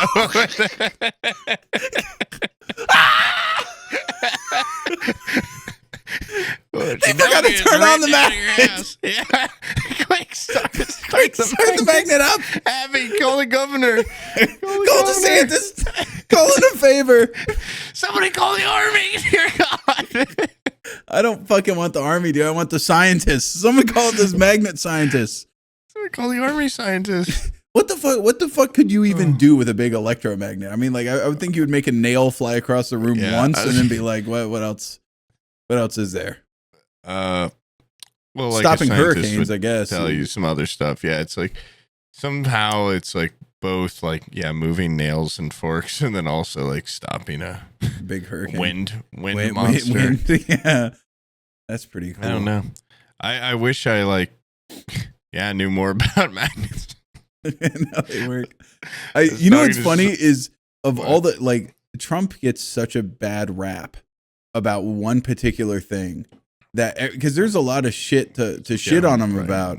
But more than one thing, but there's a lot to shit on that guy about. But I remember people were so angry at him when he brought up a simple question. He was like, why can't we like nuke a hurricane when it's in the Atlantic to keep it from hitting the US? And everybody was like, what are you, stupid? What are you, fucking dumb? That's ridiculous. And then I'm in the back of my head, I'm like what would happen? That surely would stop it, right? Surely. If there's a big hurricane and it's going to knock out my power for a week, we have so many nukes. Repercussions, dude. Hit it 10 miles off the coast if you have to. Oh, so what? Keep it out of Tallahassee. Yeah. Okay, not a nuke. What about like the biggest bomb we have that's not a nuke? Hydrogen bomb. Yeah, drop a big fucking, drop some napalm. No, napalm, it would just turn into a fire cyclone. Yeah. And just turn Florida into a cinder. But I'm sure if you bombed a nuke, surely it would mess it up a little bit. No. You're so stupid. What you need to do is get a windmill and make it go reverse. really, really fast, maybe 5 of them. Yeah. And have them all at the coastline going, and it'll quick, everybody get your reverse oscillating Dyson fans and put them at the beach facing outward. It doesn't even look like there's fan blades in it, but it's working. I don't know. I mean, I don't know. I don't think. Yeah, shit. I mean, I don't know. Blow the fucker up. I don't care. I don't live down there. Do whatever.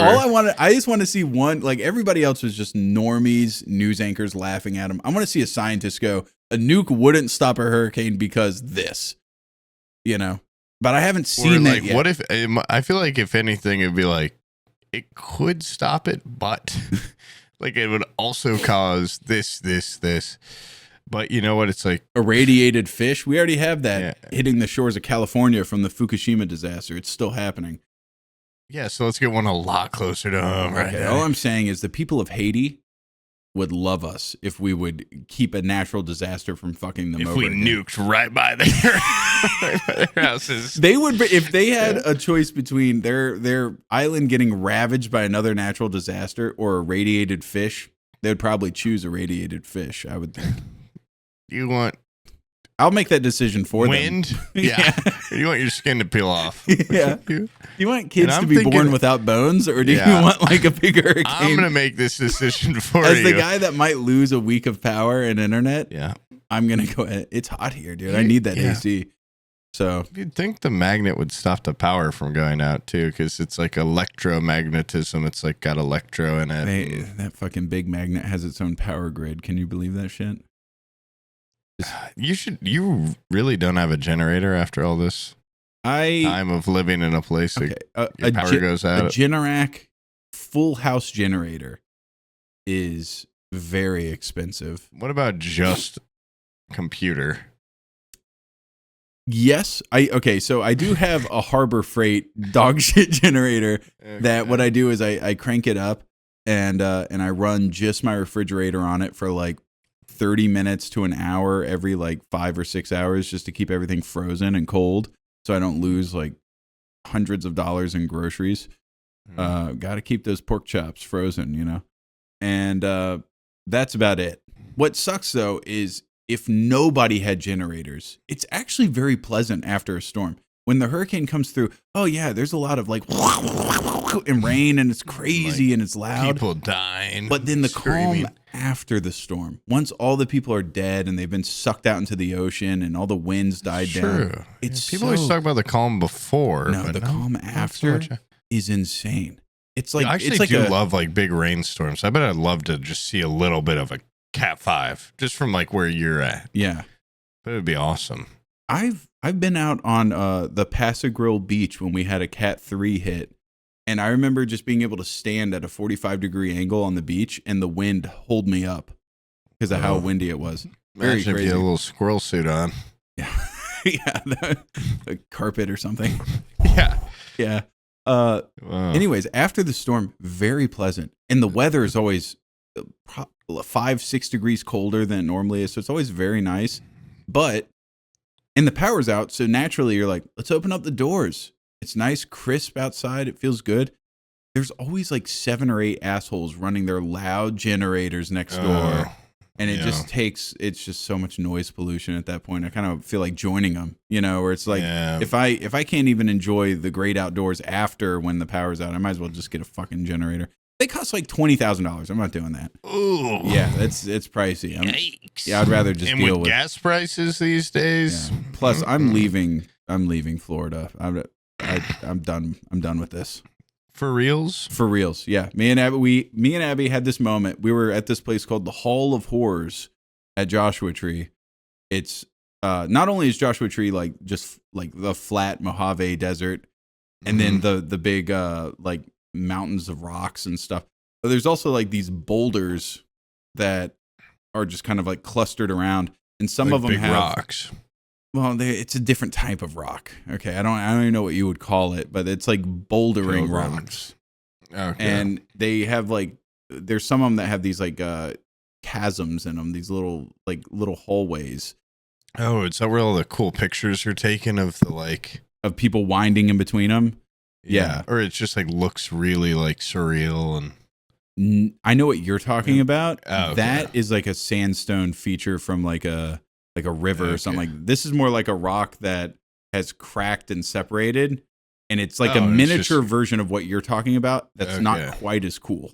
So it's more jagged and stuff. Yeah, but it's the same principle. And the feature is called Hall of Horrors, and we fucking walked all the way around, went poking in every crevice trying to find the horrors, this hall, this chasm that you could just walk through.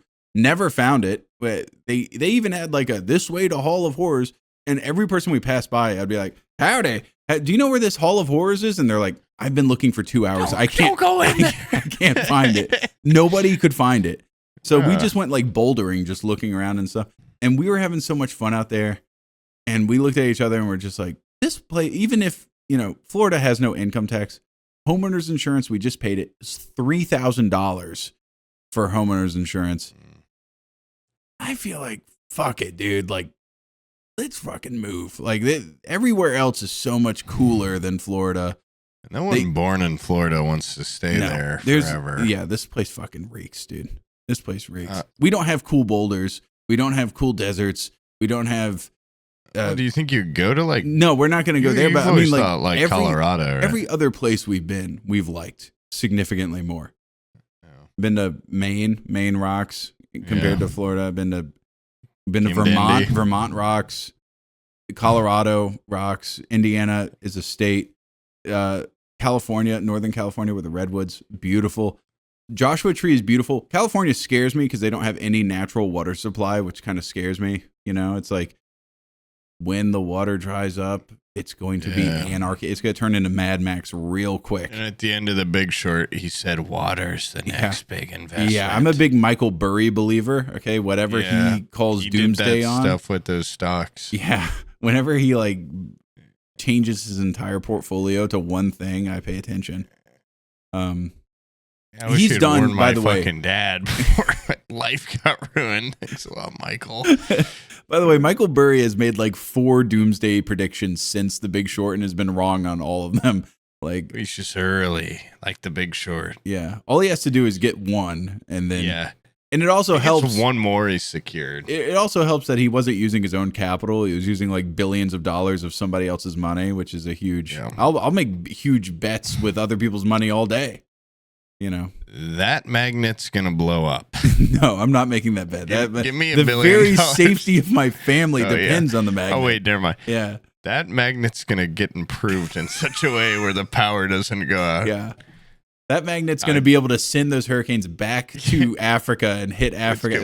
When the storm's over, the magnet will reverse and everything will shoot back to all the trees will stand back up. Yeah. And instead of Africa sending us hurricanes, we will send Africa hurricanes. Okay, they'll form off the coast of California or South Carolina. They'll go to levels we've never even thought imaginable. And they'll completely just wreck the western coast. Send one to Europe. Boom, send one to Africa. Boom, down to South America. Yeah, I would love Magnet will become the best weapon in the world. I would love for Holland to get hit by a fucking Cat 5, dude. That would fuck them up. I love those fuckers to just blow up and all die. They're so. Have you seen how Holland's been made?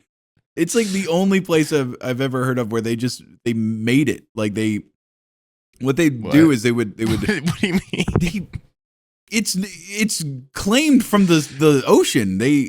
It's not like a lot of the You know how they have windmills? Like, they're known for their little windmills? Yeah. It's because they would build a dike. They would build like a little earthen wall out into the ocean, and then they would use a windmill to pump the water out of that area. And then they would like fill it up with more soil. And so I was right about the windmills. You can use them to shoot water away from you. Yeah, sort of, yeah.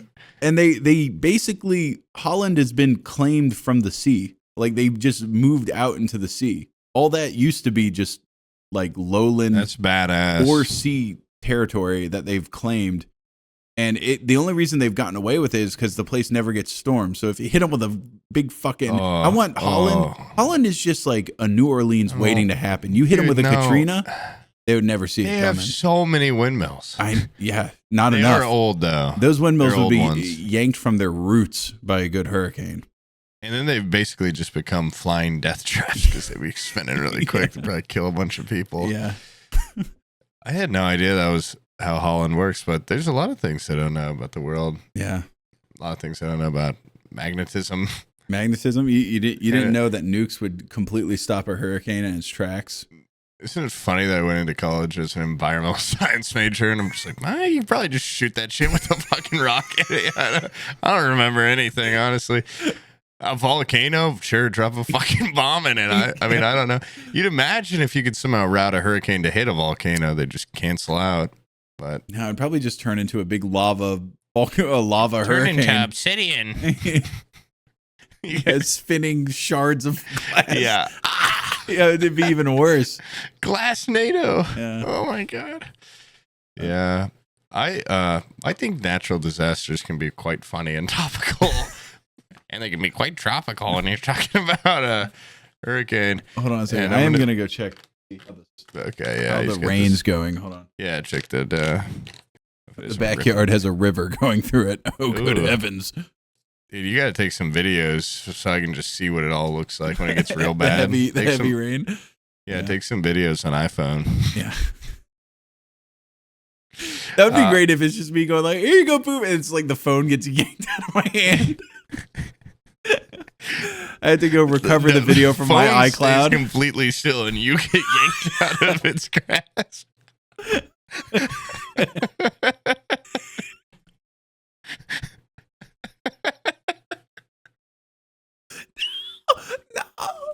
Somehow the video just gets sent to me immediately afterwards. I saw the cowboy hat, and the string strangles me because the cowboy hat's catching so much wind. My face turns purple. Abby's like, Sam, you gotta get rid of the hat.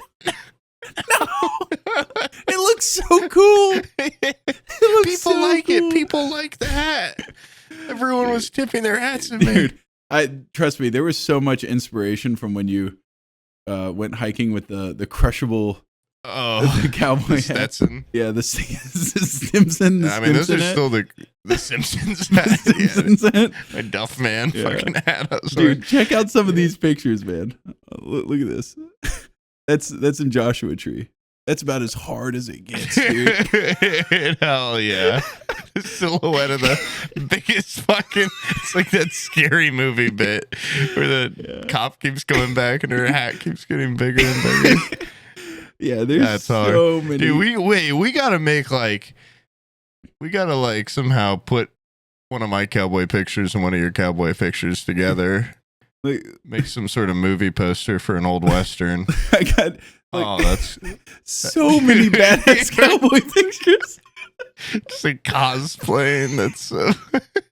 Imagine just hiking. You would pass by people that a lot of just Germans where I guess they like hiking out there. I don't know. Which before I had gone, I'd always heard every year some German tourist gets killed in Death Valley because they love going on hikes. And they see Death Valley and they go, oh, that seems like a safe, awesome place to go hiking with no water. Crime Alley. Yeah. Perfect place to take my family. Yep. And they always die. And they're like, damn, Death Valley's real dry. And it's an easy place to die in. But I kept passing by all these Germans that are there hiking and they're dying and they're rationing water. And you can tell they're completely winded. And I'm just sitting there playing with my stupid nylon duster in the wind. Whoa! My big cowboy hat. Dude, this thing is not only fashionable, functional too. I didn't get sunburned once. Okay. That's crazy. Yeah, everybody else had baseball caps and they were like, oh, I can shade 2 inches of my face. Fuck no, dude. I was just high noon. It looked like a circle under me, just a circle of shade. Dude, it'd be sick too if they made one of those where the edges could fold down for real hard sun, almost look like a samurai. Oh yeah. Thing. And then you could fold it up for when you gotta look like I guess. What's this cowboy hat where they do the front folded? I think that looks badass. Yeah, it's almost like in this. I don't want to sound wrong, but almost like a Mexican thing, cowboy thing. I think or this maybe is not. An Australian thing where they fold one side up. Yeah, that's Australian / Three Musketeer front. Yeah. Maybe I'm just thinking of one guy in Red Dead 1 or something, but I'm pretty sure I think that might be like a mariachi thing or something. I don't know. If I do the back, it starts looking like a tricorn. Like I need to fold. Try back folded down. No, it doesn't really work. No, that doesn't work. No. Just to protect the neck. Yeah. The back of the neck. Yeah. What I need to do is put like a little cloth to hang down the back. You ever seen a baseball cap with like, they'll have like a little neck? Oh, neck cover, get a full like shower curtain that hangs on the back. Yeah, you look really mysterious walking by people. What the fuck is that? That's basically... You ever seen Orville Peck? You just start getting into Orville Peck territory. Orville Peck? No, I don't know what the hell that is. He's like a musician, but his whole thing is just wearing Elvis picture, like cowboy hat with mask and like tassels on it. You fucking love tassels too. Oh, dude, I love tassels. Damn, dude. Yeah, I definitely want. This makes you wanna. It was really yeah, I know exactly what you're talking about, because on that hiking trip I just felt 20 times cooler than I normally do. My self-esteem was incredible, and I just felt like I was badass. Do you understand like how much more people are willing to talk to you, especially a woman, if you open up with a howdy? I did that every Abby or a different woman. No, like I would every person that was like, where the fuck is this Hall of Horrors? Instead of me just coming out of the woodwork being like, hey, where? I'd be like, ma'am. And they would immediately, well, one, laugh because I look ridiculous. Yeah. But two, then they would usually actually respond, which is more than I usually get. Usually they run in fear. Yeah. Yeah. What if a woman came up to you and was like, we need help, like bandits in the local town? I would undo my drawstring and I would throw this into the wind. You got the wrong cowboy, bitch. All right, I'm just looking for this Hall of Horrors. That's all I'm here for. I'm a real cowboy. I'm incredibly lost in the desert. Yeah. Where is the Hall of Horrors, please? Yeah. Howdy, ma'am. Where perchance is the Hall of Horrors? And by the way, I always had the string like right here, like right on my chin. You gotta have the string tied. Well, you don't want it to blow away. I had it blow away once. I said the string stays cinched this entire time. It looks cooler that way, it too. It does. It looks so cool. Fucking awesome. You should have put the Gambit hat on underneath that. Gambit mask with a 2 inches of sunburn. Yeah, you could start looking real weird. That would be awesome. That's well, I'm glad that trip went well. I mean, you definitely did it right. I'm surprised. Why'd you drive back to San Diego? Why didn't you just fly out from somewhere up there? It's the middle of the desert. Yeah, was it got airports? I don't know what it's near. There's like 5 little shops out there, and then you're in the middle of the Mojave. Like there's nothing out there. My only experience with it, one of my friends went there in like elementary school, and he talked about that trip for like ever in like Death Valley, and he stepped on some weird plant and got a splinter in his big toe, and then he had like warts grow on the side of his toe for like 2 years that were really gross and like a massive. And he'd always be like, yeah, these warts are actually pretty badass because I got them from a splinter in Death Valley. And everyone else would be like, dude, that is gross. Like, that is really gross. I think you might just have like, I don't know, HPV or something. But there was a concerning amount of things where like I realized if I lost my balance out there, I was fucked up. There's a lot of low-lying cacti with like long needles, lots of jagged rock. What? Not a good place to fall. I would say like you're not particularly, I wouldn't think of you as nimble. I've also never seen you fall over. So you know who was a goddamn klutz out there was Abby. I was like, look, if you keep fucking falling, you're gonna stay away from the boulders, and she's gonna grab you. Is the worst part. Yeah, like if you try to steady yourself with my duster, my nylon duster, and you rip it, this vacation is over soon. I'm pushing. Yeah, yeah. I saw a cowboy straight up push a woman off a boulder. She grabbed his duster to steady herself. I saw a woman grab a cowboy and they both fell and he squashed her against the rock and he just got up and left.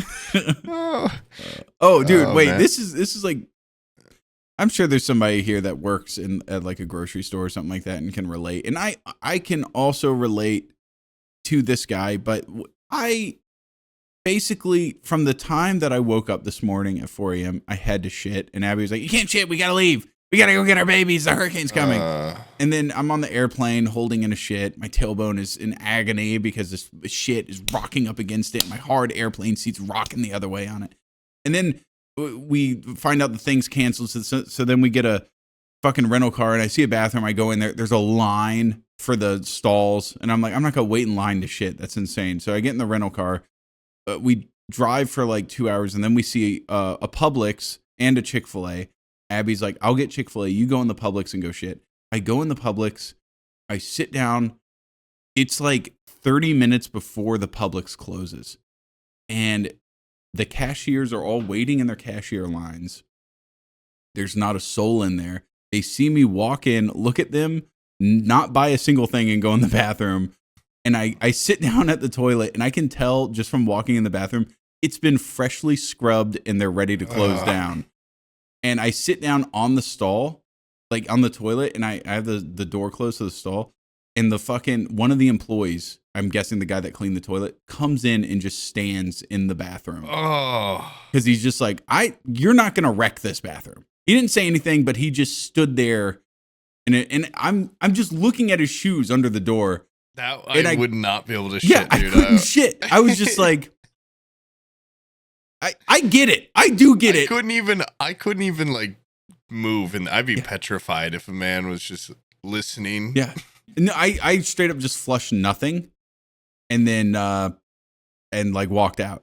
And what's fucked up is the second I opened up the door, he looked in.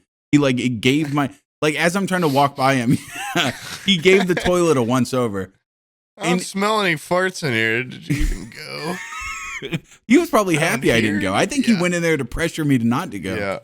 And so I'm sitting there just going like, this guy doesn't understand what my asshole's been through today. Yeah. I understand that he doesn't want to clean, but like, so anyways, now I've held it for too long. I tried to poop before we even started this podcast. Can't even get it out. Yeah, that happens. It's stuck in there. Where does it go? I don't know. Yeah. I have just like an entire log of shit somewhere, like a Pringle can sized log of shit just somewhere in me. And the more I say it, the more arousing it is. No, it's the more concerning it is. It's going to feel really good when it does come out. I think so too. Yeah. I'm going to bring a couple nudie mags in there. Really make it when the power's out and the water's gone. Woo! Uh-oh. Didn't flush. Did not flush. We're out of water in the back of the bowl. Yeah, I ate a macaroni and cheese calzone earlier, which is just an insane choice. And it was like this big, and all I could think about looking at is like, damn, that's all going to come out of me. Like, that's all going to be shit later. Still hasn't happened. Very excited at the prospect of what that's going to turn into. Because, yeah, it felt gross. I hate, dude, shitting in public is just like, it's the something worst. I do not do often. I just shit at the airport before my flight. In the fucking Indianapolis airport, it's got like the biggest gaps in the fucking doors. At the door hinges? Yeah. Yes. And they're off center too. And at one point I was shitting and a guy walks up to the thing. I just made eye contact with the guy on the other side. Cause like, I don't think he could tell if there was someone in there or not, but like, I looked at him. I'm like, oh my God, like this is a nightmare for me. And you can't shit on the plane because no, you know what, you might get sucked out the fucking toilet or something. I don't know. Oh, dude, you know, I'm like always pissing or whatever. I've been pretty good lately. You know, I can be good, but it's normally like if I, you know, let's just say when I went to my first flight out of Indianapolis, I've never had a stewardess that's, or what was what they're called, like air stewardess or whatever, plane jockey, whatever. Like normally they're really nice, you know, and it's like TSA are like the fucking assholes that just like somehow they seem like they hate you. I don't know. It's like they just despise you. You leave that kind of anger on the ground, you know. You don't take that up in the skies. And I had this woman, I've never made an enemy out of like a stewardess, but she fucking hated me because when I got on the plane, Oh, this was actually my connection.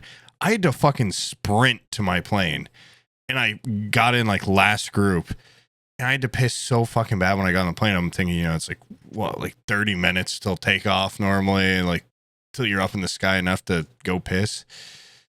And I was like, hey, can I use the bathroom? And she was like, take your seat. And then a guy came out of the bathroom right then. I'm like, okay, well, this guy just pissed in there, and like, I really got to go. I'm like, okay, sorry. Like, I'm going to go in there. And she just kind of gave me a stink eye. Yeah. And I went in there and peed and thought nothing of it. Went and sat in my seat. Turns out I actually sat also directly next to a pretty big streamer. If anyone's a DJ Knight fan out there, cool dude. Him and his wife, they ate sushi and then slept for the entire flight like this. But then I saw him at a party and was like, oh shit, you were the guy next to me on the plane. And he's like, yeah, and we followed each other. Anyway, cool dude. Did not talk at all on the plane. Yeah. And then it's like a 3-hour flight. I peed 3 more times on the flight, like literally once per hour. I got the aisle seat just because I thought this could happen. And when I'd go to the bathroom, I'd see that stewardess like watching me come down the hallway, and she'd be sitting in her little chair like mean mugging me. And I'm like, this is in my head. She's not. What could I have possibly, like, I'm just a man that had to piss. And the last time I came out of the bathroom, I got like real life jump scare. I guess that's just called being scared. I got scared. IRL jump scared, guys. So what happened was like something frightened me, but I opened up the door and she was like a foot outside of it standing like, and I was like, Jesus Christ. And I was like, I just nodded at her and went to my seat, and I went and sat down on the aisle, and I watching, and there's another guy in line for the bathroom, and she stopped him and then went in there and was like checking out the bathroom. I don't know if she thought I was doing drugs in there or what. Like, you were smoking in there. Like, I'm peeing a suspicious amount of times. Like, okay, sorry, lady. Like, I bet I don't like it more than you do. And she like checked a lot, and then she had a guy go in there. I don't know if he's a fucking air marshal or what, but like I started getting a little freaked out. Like this air marshal, because I made a lot of tweets about air marshals killing me or something, And like you and Brian both, I think, were like, there's an air marshal on every flight. I'm like, no, there fucking isn't. And then I was like, oh my God, I'm gonna eat my words. I'm actually gonna have an air marshal. And like when I get off this plane, they're gonna question me about like, what were you doing in there? Also, that little fucking bag on me. So I'm like, they're gonna look at my little bag. You had the bag? Yeah, the bag is like classic I have drugs on me bag. Well, I don't know. And then she like when she finally got out of it, she like once again just like sat and glared at me. I'm like, what are you gonna do? Like, what's going on here? And I got off the plane. I'm like, I'm gonna kill her with kindness. I'm gonna really get to her. And I was like, thank you so much. Thank you. Like, have a great day. Not a word out of her. Really? Not a word. Just a pure enemy. In the form of some sort of. I kind of like this lady. This lady rocks. I like this lady. She's like, I don't like fucking diabetics. I don't like fucking old people. You gotta piss on the toilet, I'm gonna fucking get you kicked out of this plane. I'm just so scared of being put on the no-fly list, like for anything. You know, like it's like lettuce or someone talking about they vape on the plane. I'm like, dude, what the fuck are you talking? Like, you just drove 8.5 hours because you had to. Like, imagine doing that every trip. Time? Yeah, that would oh be my brutal. God. Ugh. I would not kill myself because of that, but it would certainly I would move. I would straight up move because having to drive from Florida sucks. I would definitely pick a centrally located state, Colorado. Move to a place with some trains. Yeah, Colorado's got trains. Yeah. I guess I'm a train guy now. I don't know, really. I'll take the train from Denver to Silverton or whatever. Yeah. The old timey train. Take 4 days to go 100 miles. But I do love those trains in Colorado. They're cool, they goddamn are they. They're scenic, but wow, they move so slow. Not very fast. Yeah. Not very fast. Our train infrastructure needs a huge upgrade. They've been talking about it for years. They're like, we're going to make like ultra fast trains. It's never going to happen. They just passed something like earlier this year, but no, it's big car. Auto industry is going to destroy. It's big parking lot. No, it's big tire. Oh, big tire. Whatever. Yeah. I legitimately think there's like a history. I think it's like Goodyear or I think it's Goodyear that like basically lobbied to get trains like pushed out because they realized if you move, not specifically people, but if you move freight via 18-wheelers, that's a lot. 18 wheels, baby. That's a lot of tires you get to sell every year by wearing out a bunch of 18-wheelers worth of tires. And so, and I love when they pop and almost blow me off the road, dude. It's awesome. It seems like the most inconvenient way of moving a massive amount of goods. I feel like a train would be a lot better, but what do I know? Or like a big magnet that just like pulls it to its location. No, that's stupid. We use magnets to break up hurricanes, dumbass. Kind of stupid. What are you, an idiot? Magnets are reserved for forces of nature only. I don't understand them. I mean, they are nature, right? I mean, I don't get them. What even is a magnet? We're going to have to get a scientist in here. Hey, guys, we're going to have a 4-minute episode where we get a magnet scientist be like, okay, what the fuck exactly is it? And can it move hurricanes? And when he says no, we're going to end the episode. You don't know what you're fucking talking about, dude. This guy's an asshole. Yeah, this guy's a lying bitch. Okay, then go to Tallahassee and tell me why. Tell me why house isn't blown up. Yeah, we've never gotten a direct eye of the storm hit by a Cat 3 or above because of the magnet, the giant magnet. And he'll be like, dude, it's just a coincidence. Coincidences don't occur in my world, okay? The magnet's on, the fucking hurricane don't hit.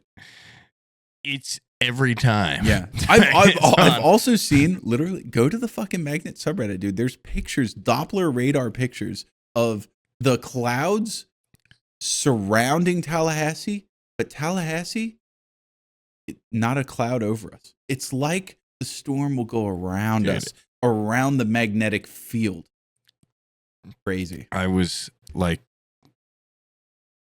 crying laughing the other day because I was talking to I don't know how to, I haven't really ripped this Band-Aid off, but a girl that I'm kind of dating, guys.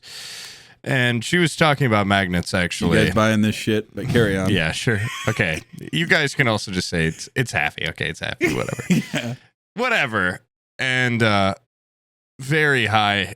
And somehow, I don't know why magnets got brought up, but she was talking about like so I was like, what about like magnet houses for like when a hurricane hits, like the magnet infrastructure like suctions it down to the ground and it can't be pulled off. And I'm like, that's just not a great idea, I don't think.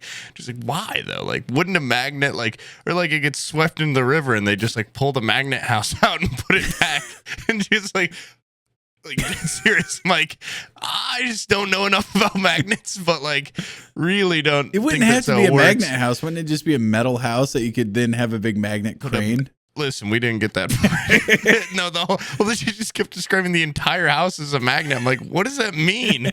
Also, like, I just don't think that's how magnets work. But she was like, and correct me if I'm wrong, but wouldn't a magnet house be indestructible? Like, no, I think you can drop a magnet and they'll shatter on the floor.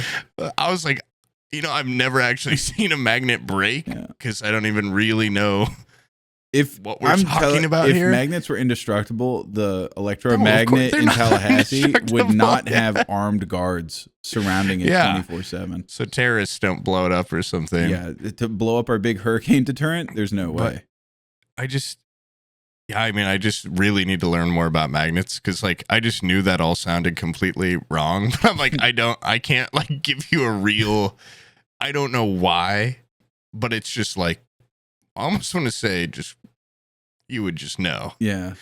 It's just one of those common things. There's going to be someone in the comments that's going to correct me, but I'm pretty sure that scientists are indestructible. I'm pretty sure scientists know how the fields operate in terms of like how they interact with other things. The magnetic fields. And they can measure them and they can get a visual of them, but I'm pretty sure scientists don't know why they occur or how they exactly occur, if that makes sense. They really don't. It's kind of like a magic rock when you think about it. I'm not buying that. It's like magnets kind of bridge the gap between science and magic, which is awesome. It's kind of like Hex Tech from League of Legends. Yeah, it is a little like Hex Tech. It's like Hex Tech. It's like magic science.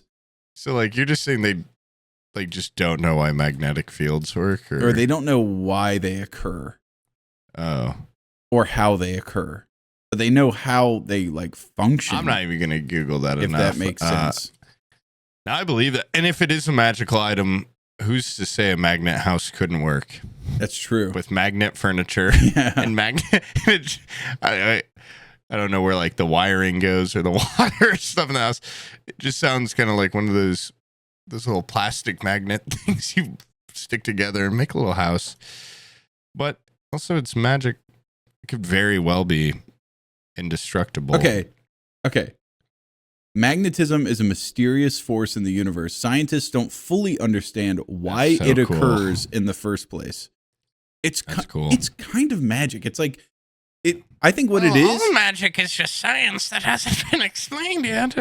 I think realistically, there's always a positive force and a negative force in the universe. Yeah. For every hurricane, there has to be a giant electromagnet. You know what I mean? Yeah. Like the hurricane's the destructive force, but magnetism is magnet's safe. Yeah. Magnet is angel, hurricane is demon. And they're having this perpetual battle. And by God, I'm glad that Tallahassee is the basically the front lines. I live on the front lines of Magnet Tech. Magnet Tech and the good and evil battle between magnets and hurricanes. Okay. You basically live in the super city in Arcane or whatever, where Hex Tech is. Me and Heimerdinger live in Tallahassee, and in Africa is Noxon or whatever. Zon or whatever. I live in the fucking Noxious or whatever that place is. Isn't that where Darius is from? Yeah, Darius. Or something. But no, it is Zon. It's like kind of like the ghetto underneath. Yeah. Piltover. Yeah. We remember. We're hip. Yeah. Dude, you want to hear something scary? Before we left for TwitchCon, every night I was getting on the Rift and I was playing. And I was full ass addicted to League again, and it was scary. But then until we just mentioned Piltover and Zon and everything, grass. I had all but forgotten about it. And now I got that itch. And now what's even worse is I know it's about to get yanked away from me because of the hurricane. Yeah, it does suck. Yeah. I was playing Deadlock like every day before, and then it's just kind of my friend group stopped playing by the time I got back. Now they're all back on Valorant, which it's like, goddamn, it's what Valorant's fine, but it sucks when you're not playing because it's one of those games where you can't talk at all while a round's going on. Yeah. And then when we were in San Diego, I played a little bit of, speaking of mysticism, a little bit of magic. My first 4-person commander, which took 2.5 hours for the game. It was real long. It made me want to play the Steam version of the game where the computer does all the shit for you. Yeah. And I've been playing the fuck out of that the last 2 days. And it's kind of why I stayed up so late tonight. I mean, it kind of worked out because I just stayed up till 2 playing it. Not even that late. And then I was just laying in bed. I didn't realize how big Magic had gotten. It's really popular. It's huge. Yeah, I think the way I play it, though, is sorry. Go. I was gonna say, I think Peanut or Wubby or somebody I was talking to explained to me why it's popular now. It's because they've come out with a different game mode that's much Commander. Yeah, Commander. Yeah. It's much quicker or something, or it's much better. Yeah, there's more varied builds or something. There's some reason. Still, the barrier for entry is much lower. Dude, yeah, they're all so good at it that it's our relationships with the game are completely different. Yeah. The way we think about it, the way we play.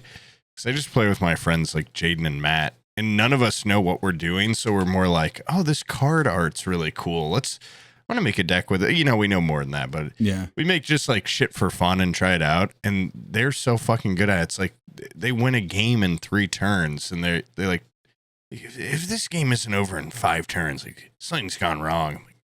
Holy shit, mine normally take 50 turns. It's just we're on such a different level. It's not that it's fun playing with them, but it's they have to really put on some training wheels to. Yeah, I'm sure they're rolling their eyes playing. I just feel I'm a bother playing with them, which they they're you're not, but it's Yeah, you probably are. Yeah. I didn't realize how big Magic had gotten when I went to the dispensary in California. The guy behind the counter goes, "Hey, do you play Magic?" I'm like, "Hey, nice to meet you too, dude. Whatever happened to?" I was like, "No," and he's like, "Oh, okay." I'm like, "Why?" All right. I was like, "Total's gonna be $400." Yeah. I was like, "Well, why?" I mean, he's like, "Oh no, I was just wondering." I was like, "Oh, you look like a guy that would be into Magic." I think, yeah. Oh, by the way, this is like one of the greatest things in the world, California. I just got weed delivered to my hotel. Oh, how cool is crazy. that? Yeah, I just called them up. I was like, "Bring me this," and they were like, "Cool." Just send a guy over. Since I saw you last, I didn't smoke nearly as much as I didn't see you or Bizzle. Like, I only smoked once this time, and it was ill advised because we were at that Stream Elements like club party where guys, it was like all the big guys, like Baby No Money was there, XQC was there, I kind of hate how like TwitchCon and like Twitch itself, it's like there's those like 8 OTK streamers, and I don't know why I know them or why I see clips about them all the time. Don't look over there, you're gonna be fine. But it's like every clip is just like these 8 people, and like when they walk into a party, everyone's like, "Oh my god, it's this guy That'll from be the us thing." I'm one like, day. "No, I'm sure, surely, yeah." I mean, look at my hat. I got the hat. Yeah. But it's like I feel like a lot of them are just famous for being famous or something. Yeah. And like when I'm like, "Do you guys do you watch them?" And people are like, "No." Okay. I mean, Well, whatever. That's they not just the show point. up But on we're at live this stream party. fails a lot. Yeah. Yeah, they just show like their talent agencies or whatever, they just do a good job of like getting their faces out there a lot or something. But it's just, I was like annoyed. I'm like, why do I know each of these people? Like, what? I've never watched them, but I just see them on Twitter all the time or something. Anyway, it was that party, and we found the one little patio area. It was just like in an alleyway, and one of the why am I'm spacing his name? One of the Stream Moments guys that we met last year, and he was at the coin op thing also. It's the beard. Can't remember. Really nice guy. But he just pulled out a joint out of nowhere and was like, "Omid, you want a hit of this?" And Omid's like, "Oh, I really shouldn't. Like, there's too much socializing going on." Omid's like a party animal until you pull out weed, and he's like, "No." Well, also, that's like exactly how I've been like the last year. And then he passed it to me, and I'm like, "Well, I can't look as lame as Omid just did in front of everyone." So I was like, "Yeah, let me fucking scorch that thing." And then immediately I turned to Devin and I was like, "Uh-oh." And he's like, "Dude, I knew you were going to turn around and be like, uh-oh." He's like, "That's what I do every time." And I was like, I can't talk to these people. And then it went around one more time and he's like, "Poob, I know you're a party animal." I'm like, "Yeah, you know me, man." It took it again. Big mistake. And then like Aqua and Wellen and them came out and I'm just like, hey guys. In my head, I'm like just having this horrible loop of like, don't get freaked out. Don't get like, be fine. You're normal. I get a wave of nausea. And as I was talking to Aqua, I didn't want to tell him this at the time, but he was like, we were talking really close. And I was like 90% sure I was going to throw up right on his face. Did not happen.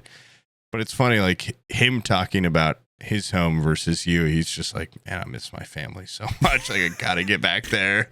Like, I don't even care about the content." I talk to you and you're like, "We got to get a podcast done." That's our grind mentality that we have here. Yeah. And that's what sets us apart. Because he's like, "Oh, I miss my wife."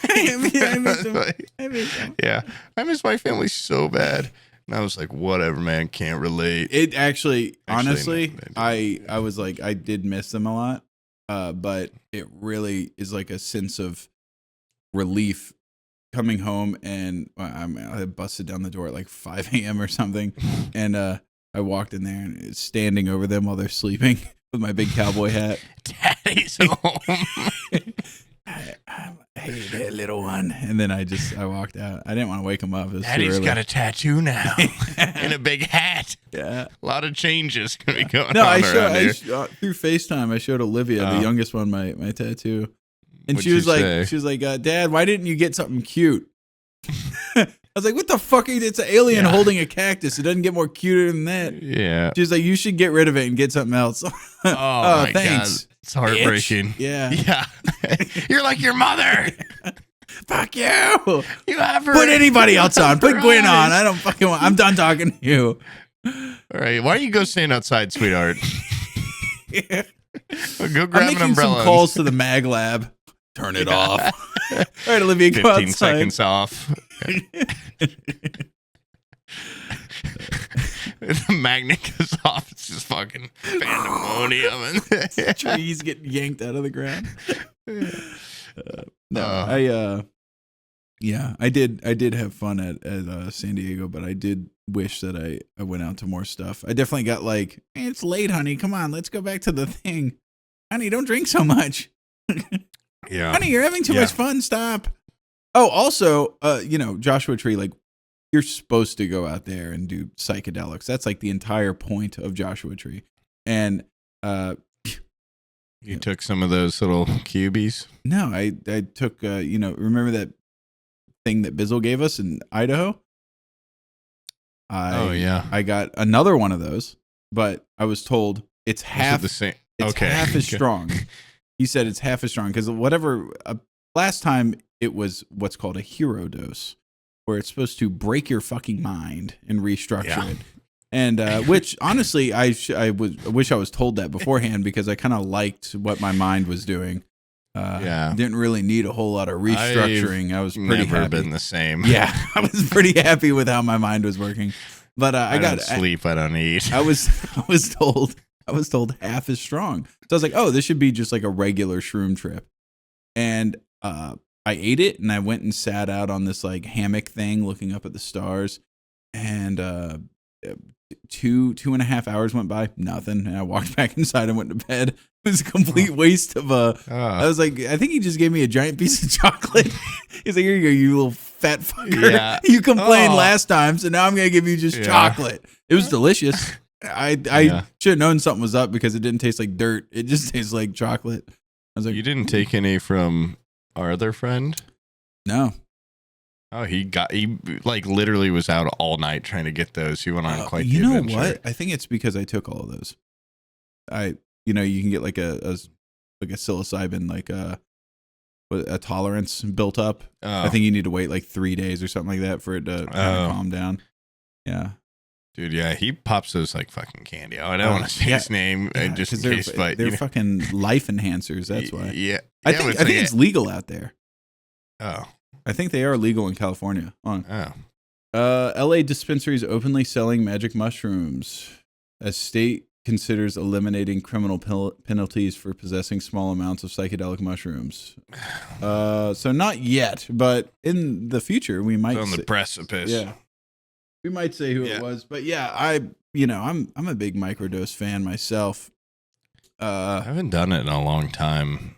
With alcohol, it's a mood enhancer for sure. Should have tried it maybe, but I was too scared to even smoke weed, and I did, and I was scared after. But yeah, I don't know. Something flipped in me. I want to be on a couch watching TV, or I don't want to be socializing. There's so much small talk in San Diego. It's like every person normally I'm like decent too. I feel like I've been getting so bad. Like just meet a guy. Oh. Meet a guy at the convention. And I'm like, so it's like, you fly here? Like, yeah. Okay. Well, all right. Sorry. Dude, I felt so bad after all my plane rides. While I was waiting for my luggage, a couple came up to me in Indiana and they were like, Are you Poob? I'm like, I was just so fucking brain dead. Like, yeah. They're like, yeah, we were watching the podcast on the plane. Then we saw you. I'm like, oh yeah, cool. They're like, can we get a picture? I'm like, Jeff, yeah, whatever. Yeah. And they like took a picture, and afterwards I'm like, God, I'm the most boring fucking guy to meet in the world. It was like every interaction I had at the convention, I'm just like, oh, so cool, yeah. Like too casual. Yeah. like bordering on just like completely uninterested. But I got these guys at Walmart in Joshua Tree. I guess it's called like Yucca is the name of the town outside of Joshua Tree. And I was just at the Walmart there picking up some supplies for the Airbnb and binoculars so I could stare up at the nice Airbnb on the cliff above me. Yeah. Yeah. And as I'm like walking down one of the long aisles that is at the end of all the short aisles, I see these two guys next to each other. They're like walking towards me, and one of them's like looking at me, and then he turns to his friend and he like says something, and then that guy looks at me and then turns to his friend and says something, and they're like 100 feet away. And as they get close to me, he stops me and goes, "Are you General Sam?" And I milked the longest silence. I put up my hands and I go, "You got me." And he was like, it was because it was a concerning amount of time for me to say it, but it immediately made him laugh. He was like, "Oh shit!" Like that was because he's like, imagine asking someone like, "Are you this person?" And then it's laugh. Just like super quiet, you know, like they just don't even respond for a second. But I told him, I was like, "I'm not gonna lie. Typically, I would, do a little dance for you or something. Might do the gritty. I don't know." But I've just spent like 3 days drinking in San Diego and I'm completely fucking tapped. I'm here to decompress. He's like, "Well, I'm not going to fuck up your decompression or whatever," but it was the most insane thing to see you out here. The town has like a population of like 12,000. So he's like, "I never thought in a million years I'd run into you at a Walmart out here." But what a blessing. Yeah. Yeah, it's like the literal one thing I said before this TwitchCon was like, I'm not going to do what I did last year and go way too hard the first day and then be at the convention and be like, bad at socializing. Yeah. And then we went to that fucking place and it was an open bar. It was crazy. We stayed out all night. And then the entire next day at the convention, like, I was just like so close to throwing up the entire time. And anytime someone would talk to me, I'd be like, I can't talk right now. Like, I'm sorry, I've got to go. I ate like one of those Anti-M pretzels, kind of helped.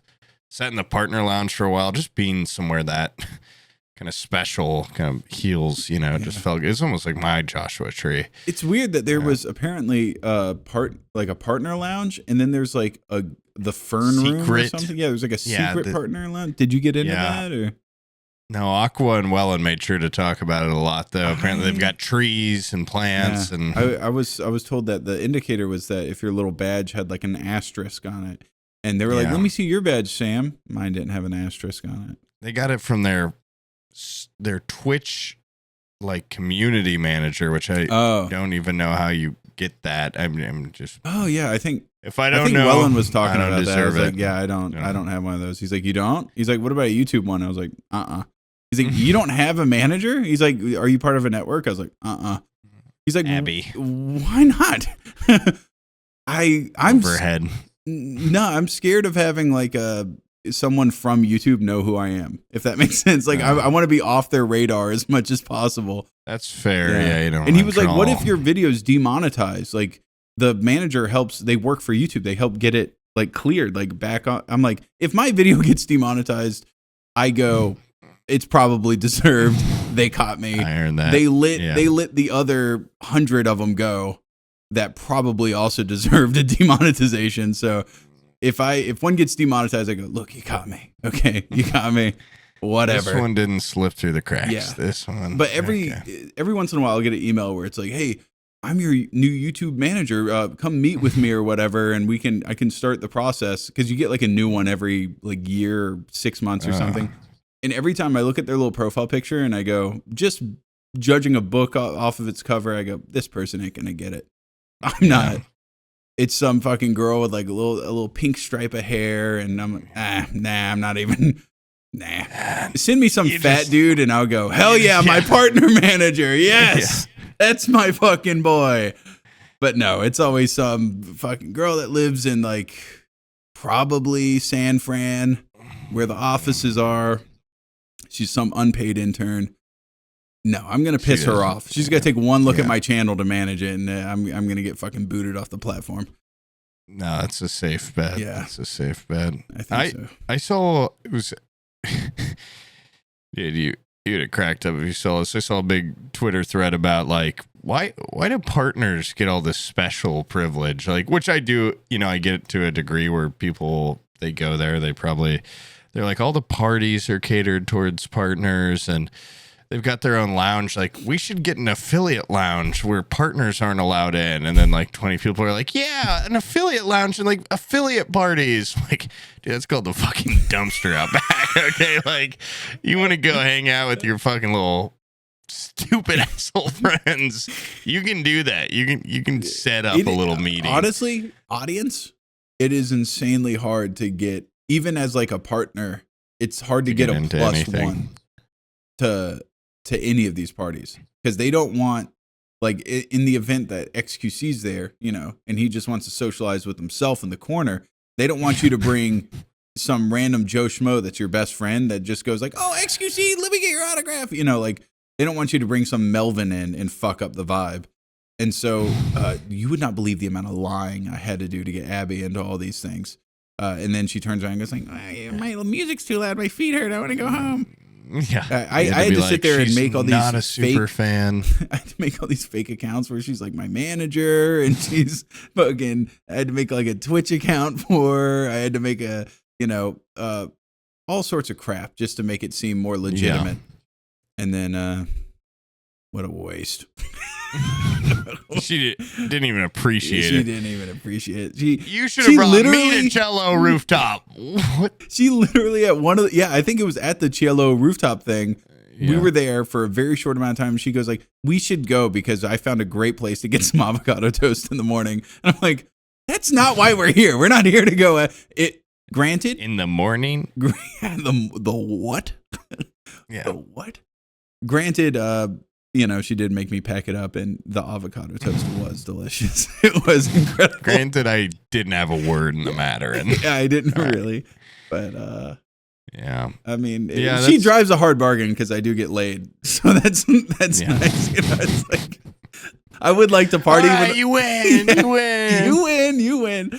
But I would like to hang out with my friends that I see once a year in person. You know, that would be cool. Yeah. But getting my penis sucked on is like a close second, I think. It's pretty awesome. I mainly just hung out with Hamid and Devin, which is always a pleasure. It is. You know, just great guys. And nobody besides that first night went too hard any night. You know, it was pretty casual. Devin and I just went to bed at like midnight the next day. The arcade party, that was like the one that Abby actually stayed and was because ToastRack was there. Yeah, had an effort to socialize and everything before she got completely drained socially. I think she really doesn't do a whole lot of socializing, so I think that like completely drained her social battery for the weekend. She was like, your friends are actually all awesome. I figured, you know, none of them have like girlfriends or anything, so I thought they would all be fucking weird. And then they're actually She's just married to like the fucking. I was that's what I told her. I was like, babe, you don't understand. You're married to the weird one. Like they're all actually very normal. They're very normal people.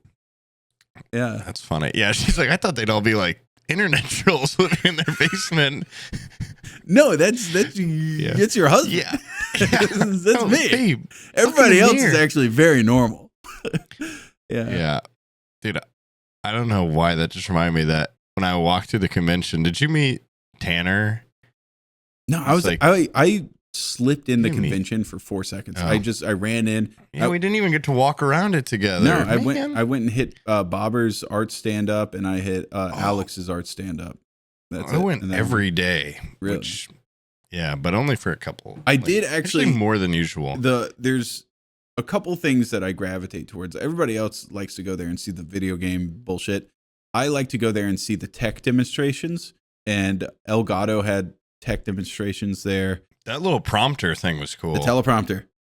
Yeah, the teleprompter. The guy that was showing off the teleprompter, he knew who I was, and he's like, dude, you need to see this thing. And he's like, I'm going to tell you right now, I've seen your videos, and I suspect I know what your setup's like. I'm going to let you in on a secret. And now I'm going to say it in front of everybody. Because I'm not disclosing the guy's name, so I don't think anybody will get in trouble. But they had a teleprompter that has like a little screen and then a little one-way mirror that was angled at a 45. Everybody knows how teleprompters work. I need that for ad reads. They have, I think he said in like March or something, they have a 15-inch version coming out, much bigger. And so like, because the one that they have is meant for like webcams, you know, like it's like an 8-inch thing. Jesus Christ. I mean, that would fit like most DSLRs too, right? Like, yeah. This one, this sounds too big. No, it might be like 13 inches, but it's like, it's more of a legit size because my camera might be 10 feet away from me when I'm doing green screen stuff. Oh, I see. Yeah. So having like, I stood the distance that I normally stand from my camera to do the test thing. And I was like, that's pretty small. He's like, it's meant for someone at a desk. I'm going to let you in on a secret. We're coming out with a 13-inch one in spring. That would be more your speed. You just got this guy fucking fired. Fuck, dude. I am so stoked for that. Because an actual teleprompter is expensive as hell. This thing, I think it was like $400. It was pretty cheap for what it was. Buying one instantly. Because guys, the way I do it now is I don't really have a script. I have like bullet points. And then I sit there and riff each bullet point until it's funny. And then, and it takes me. Take hours. Sometimes I'll end up with like a 30-minute recording where I have to sit there and chop through it and make sure I have basically every gist that I'm trying to. It's fucking havoc the way I do it. It could definitely be streamlined, and I feel like if I had this place looking like a CNN newscaster station, that'd be cool. That would be so cool. Yeah. Did you see the at the Honda booth? What was it called? Moto Compacto. No. It was a scooter bike that folded into a briefcase. I did see that. I saw a guy sitting on it. Yeah. Yeah, it's like $1,200 or something, but I'm like, that thing's badass. And one of the guys working that booth knows Devin. Really cool dude, actually. I think he works for like Liquid or something, like Team Liquid. Yeah. But he's like, dude, you guys have got to go check out this thing called like the Beano board. Like, you guys are these are like great people to meet. Go meet the Beano board people. Like, maybe we'll try to work on a sponsorship or something. You know, like, we're awful at networking. So yeah, I was going to take the olive branch of this guy, like, just introducing me. He's like, it's in the indie game area. It's like a literal, imagine fucking, you know, what's that called? Like paper football or whatever. Where you have the little thing, you fucking flick it through you put your hands like that. But it's a soccer field. And you flick a little soccer ball. It's like a physical board game. There's little pegs. And he introduced us to the team or whatever. And they didn't even seem to really know what streaming was, even though they're at Twitch. They're like, so what do you do? I'm like, I stream variety. And they're like, what? And what does that mean? I'm like, and what is streaming? Different. Yeah, like, and they were like, fucker, do you understand what building you're in? Sponsorships. I'm like, am I like misunderstanding this conversation, or am I going to get a free one of these Beano boards? I was misunderstanding because they were even like, oh, so you guys do this? Like, yeah, we'll have to maybe, like, we could talk about getting you guys like a custom Beano board. And they had Devin and I play it. And, like, the girl working the booth was just like, did not look like she worked for a company named Beano Board or something. She's like, let me get your guys' Instagrams, like, follow everyone, like, we'll be in contact about these Beano boards, okay? And the Instagram, I got nothing about the company. It's just like a personal Instagram. And then I hear, well, this is kind of unrelated, but I heard the guy next to me playing Beano board. I keep saying that word. I don't even know if I'm saying it right. Beano board, Beano. It's fun to say. And he's like, where'd you guys get the idea? And he's like, well, our founder went to Brazil where, you know, soccer's king. And he actually saw like a guy had built this basically, but he's like, but he built it all shoddily with like nails. And I'm like, okay, you just stole the idea. Some guy. You just went to Brazil and we're like, this guy's never going to find and us. Said Chinese people could make this better in a sweatshop, and you fucking drop shipped it. And then they were like, okay, do you guys want some boards? And I'm like, hell yeah. I spent $120. I thought I was getting a free Beano board, and I was too deep because I was too embarrassed. Show it. Where's it at? It's being shipped, and it will be here today, as in Thursday. Oh. So, and then don't know who's gonna play it with me, but I've got that Beano board, and it's coming in $120 well spent. Could play it with you. Yeah, maybe a friend, maybe a friend or whatever they're called. Yeah, just a friend. Just a friend. It'd be great to play with. But honestly, Devin and I played for 10 minutes. You know what? I'm not going to shit talk the Beano board because maybe I will get a sponsorship, guys. Maybe one day. I'd buy one. And I met do you know the streamer American Dad? No. I hadn't heard of him, but Devin Omid had. They said he's kind of like I don't know, like kind of like a funny, like wild streamer or something. But I guess he's like really into this board, and they kept saying like American Dad's gonna be here, and I'm like, Stan, you know? Yeah, I keep looking up American Dad, and all I'm seeing is just like look up American Dad Twitch or something. Yeah, and he came over like his little entourage, and they were talking about like how much like he had just won. I'm gonna say the name, a Beano Board tournament or something, and they're based out of Indianapolis, and they have a league here. A league? And one part of me, I'm like, this would be a great opportunity to maybe network and be like, oh, I just bought a Beano Board. And I thought about it. I'm like, nah, I don't want to go. I don't want to go play in a league. Yeah. For Beano. Because they have videos like people playing this like in tournaments. And once again, not shit talking it, but it is just this big and you're kind of flicking a marble. Like, it's cool. It's cool. It's definitely cool. Like, I'll definitely play it. I'm going to play it. I tournament level? No. Yeah. But tournament level, but like meet up with the guy or try to be like, hey, I just bought a Beano Board. Do you want to hang out? No. It's also when I found out it wasn't the guy from the show American Dad, like it just kind of wasn't not that exciting. Yeah. Kind of, it's a similar segue into a similar area, but you know how the Beano Board people just kind of didn't get a grasp of what Twitch was? Yeah. We went to this CAA party and they had. Wait. Oh, yeah. I think you were there, weren't you? Maybe. Yeah. Jesus Christ, man. Yeah. No, you're saying car. we as in UNF. That car. Yeah, that car was pretty badass because it had a PlayStation built into the dash, but it took up all the room. It did. Yeah. We went to this, like the most corpo party there was. Yeah. It was a corpo party, I'm pretty sure. And in the middle of the room, they had a car that like was a Honda Sony car. Honda and Sony have come together and made a concept car. The front grille of the car had a screen on it that said Fortnite, and it had a bunch of Fortnite characters. And then the front dash. That's what gamers want. That is what gamers want. And then the front dash had one giant screen where you could play PlayStation while you're driving, I guess. I don't know. I didn't get that either. Yeah, it just seems like a great way to crash a car. It's like, hold on, I'm playing Red Dead right in front of you while you're driving. I wouldn't be able to pay attention to the road if my passenger is playing on an ultra wide screen. Oh, high score! Yeah. High score! Play the game! Stop looking at the road and watch this real quick. One on, one off. Your turn. Your turn. And the Go back now. seat had big screens too. I mean, it was kind of a cool car, but it was like oddly marketed at Twitch. I was like, why is there like a Sony Honda? And then I kept asking the people, I go, is this going to be at like any Honda dealerships? He's like, I'm like, do you just like order online? He's like, yeah, you just got to order one online. How much are they? Probably $1 billion. Yeah, I'll probably pick up a couple. Yeah. It's pretty sweet. I'm like, I feel like you would sell a lot more of them if you just sent like one to each major city dealership, just so people saw them. But the venue was small as fuck, and the car took up like a bit. It was in the middle of the room. Yeah. And the best part about that party, I can't believe you forgot I was here. Okay, because there was just a little tiny woman that would come out of the kitchen every once in a while with a plate. There was like probably 50 plus people there. Yeah.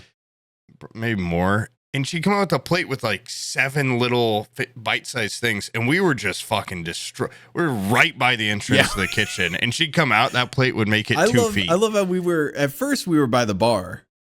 Yeah. Because you can get free drinks. And then once we realized the lady was coming in and out of a side door, it was like a little barn door. The group gravitated to right there by the door. She would come out and we would descend on her platter like locusts. She wouldn't even make it into the rest of the party. I feel like no one else there was getting any food. Yeah. I'd eat anything I get my hands on. I ate like 7 of those little taco, not whatever chips. Those are really good. Yeah. Pretty good. There was also some like mushroom thing that was in like a pastry cup. Yeah, I actually didn't eat that one. And everybody else ate it and was like, and I was I loved it because I love mushrooms, but I didn't want to stick out. So I was like, oh yeah, I don't know about that one, but secretly that was probably the best one because I love mushrooms. That was like the most out of place I felt at any of the events because it was like for people that are like doing hardcore behind the scenes networking. Dude, let me tell you, I showed up before anybody.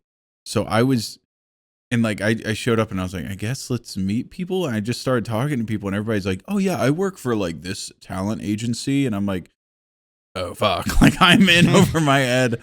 And they were like, do you have management? And I was like, I don't even know what that is. Apparently I did. CAA is like a talent agency and they're huge. I talked to this, like the CAA representative, and I finally, guys, this is like one of the most annoying things in the world. Once you get a channel, roughly 100,000 subs, you'll start getting emails about management.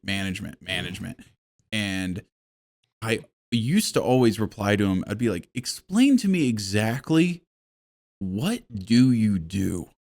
And they would always fold like a wet napkin. They would just, they couldn't really, if you can't even explain what your fucking job is and the reason why you're getting 10 to 15% of my money, then I don't need you to take 10 or 15% of my money. But the guys there were actually, he had a very good sales pitch about how he would bring me in more money than he takes out. Therefore, it's a net gain for both of us. And then, also, I feel like that I would then turn around and have to do fucking like Sony, Honda sponsorships for every video. That would be a sick sponsorship. If you could get sponsored by that car, Fortnite car. Yeah. This video brought to you by Fortnite car. $200,000 concept Fortnite car, guys. How many are we gonna sell this week? Yeah, I do have. Did you sit in it? I didn't. Well. No, the guy offered to let me sit in it, and then I got kind of drunk, and by the time he asked me again, I was like, I think I'm a little bit too fucked up to sit in a all white was interior. Scared to fuck it up in any way, because I just knew it'd be too expensive. I'm trying to find. I have a picture of. Oh, I forgot. In Joshua Tree, I went to the world's smallest crochet museum. Okay, how tiny are we talking? We're talking. Hold on, let me post some pictures of it. You did get a picture of the Fortnite car. Oh, that museum's cool. Yeah, it's honestly one of the dumbest shit I've ever been. It was just like crochet museum. Well, I just it's walked not a museum, in. right? It's just like anything or no? No, I don't think anything's for sale. And when it says open, I think it's always open. You just kind of walk in and go like, yep, that's a bunch of crochet shit. And you walk back out. Now, one of the things that I forgot happened was I went to that costume party compound. I went there 2 nights. And the first night I went there, I was hanging out with Charborg, and we found there was a station in the kitchen where they had temporary tattoos. And I get the feeling there's a lot of like LGBTQ people within that group. Because there was a lot of just like very overtly gay tattoos that were there, and there was this one kid that we put fucking BBC Queen on the back of his neck, and he was so fucking drunk. They told me the next day, they were like, he doesn't know he has that tattoo on his neck, and he still has it on there. And we're just not going to tell him. So I think he just went home with BBC Queen on the back of his neck, which is fucking awesome. But me and Charborg sat there and we're trying to figure out what tattoos to put on each other. And Charborg took, it was like dominate me or something. Or I forget what it was. Yours said come inside me. Yes. Charborg took his and cut his up. So it said beer, and he put it across his neck. And then I took one that just said, come inside me. And I thought it was so funny. And I put it on my neck. And I did not remember that the next morning. I woke up the next morning and looked in the mirror. I was like, what the fuck? I sat there and clawed my neck in the shower. I felt like the biggest fucking retard. I was like, yeah, that's funny at 2 a.m, drunk as shit. That's not funny. The next day, I had to go walk to convention. Abby wanted to go get avocado toast with come inside me neck. I was so hoping it'd be like impossible to get off, and you'd have it all day. Like my neck was exactly borderline like when bleeding Charborg from me. Gave you mascara. Yeah, I told him next time I saw him, I was like, dude, it might be funny in the moment, but when I do shit like that, you need to tell me like tomorrow. That's not going to be so cool. Just like the mascara. Yeah, when I've got my mascara, my come inside me. You get a couple alcoholic fucking fruit jammers or whatever, Capri Suns or whatever in me, and I'll do anything stupid. I'll regret everything I do the next morning. Put anything on my body. Basically, yeah. If you go, Sam, that would be funny. I'll do it. It's Okay, really funny. sad, actually. Yeah, eat that worm, Sam. Oh, I eat the worm. I won't even ask to get on the bus, dude. I'll just be like, I'll eat the worm. That's funny. You guys will laugh. Yeah, you guys will think it's funny for you guys 1 will second. Like me. Yeah, I'll laugh. Like me for that. Yeah. No, they won't like me for that. I don't think. It is funny that there is a step that you go to where it's just like it goes from funny to pathetic really quick. Wow, it's like a detachable joint or something. I just made this little fake cigarette, and then it's just from paper. Oh, that's awesome. I've been working on that. Very cool. Fuck you. Guys, I would love to keep going. We've been having a blast. Yeah. 2.5 hour episode. Pretty good. Might make up for the other shitty episodes. And also, if Stalt doesn't finish that other episode before this one, which he probably will, but I will try to do the Bob Ross thing just to add on to the end of it today. But I'm going to probably go to bed at like 1 p.m. or I'll just stay up and do it. Anyway. I'm getting a phone call. It's just, I really want to end this one because I'm looking outside. No, let's do it. And we'll start uploading. Are going to and fro. Take a video and send it to me. I do want to see how fucked up it is. And I want this needs to be uploaded before the power's gone. Okay. It's very scary. This will be the public one, right? Yes. Okay. No offense, patrons. The patron one's going to be good, guys, because I'm going to spice up. I'm going to add 15 minutes to the end. 15 minutes is huge. I'm just kidding. Yeah. 40 minutes. Anyways. But I can't even go to bed, but all right. Thank you, guys. Thanks for watching, and we'll be back so soon, and hopefully Sam's okay. I will be. Love you guys. He'll be okay. He'll Bye. be fine.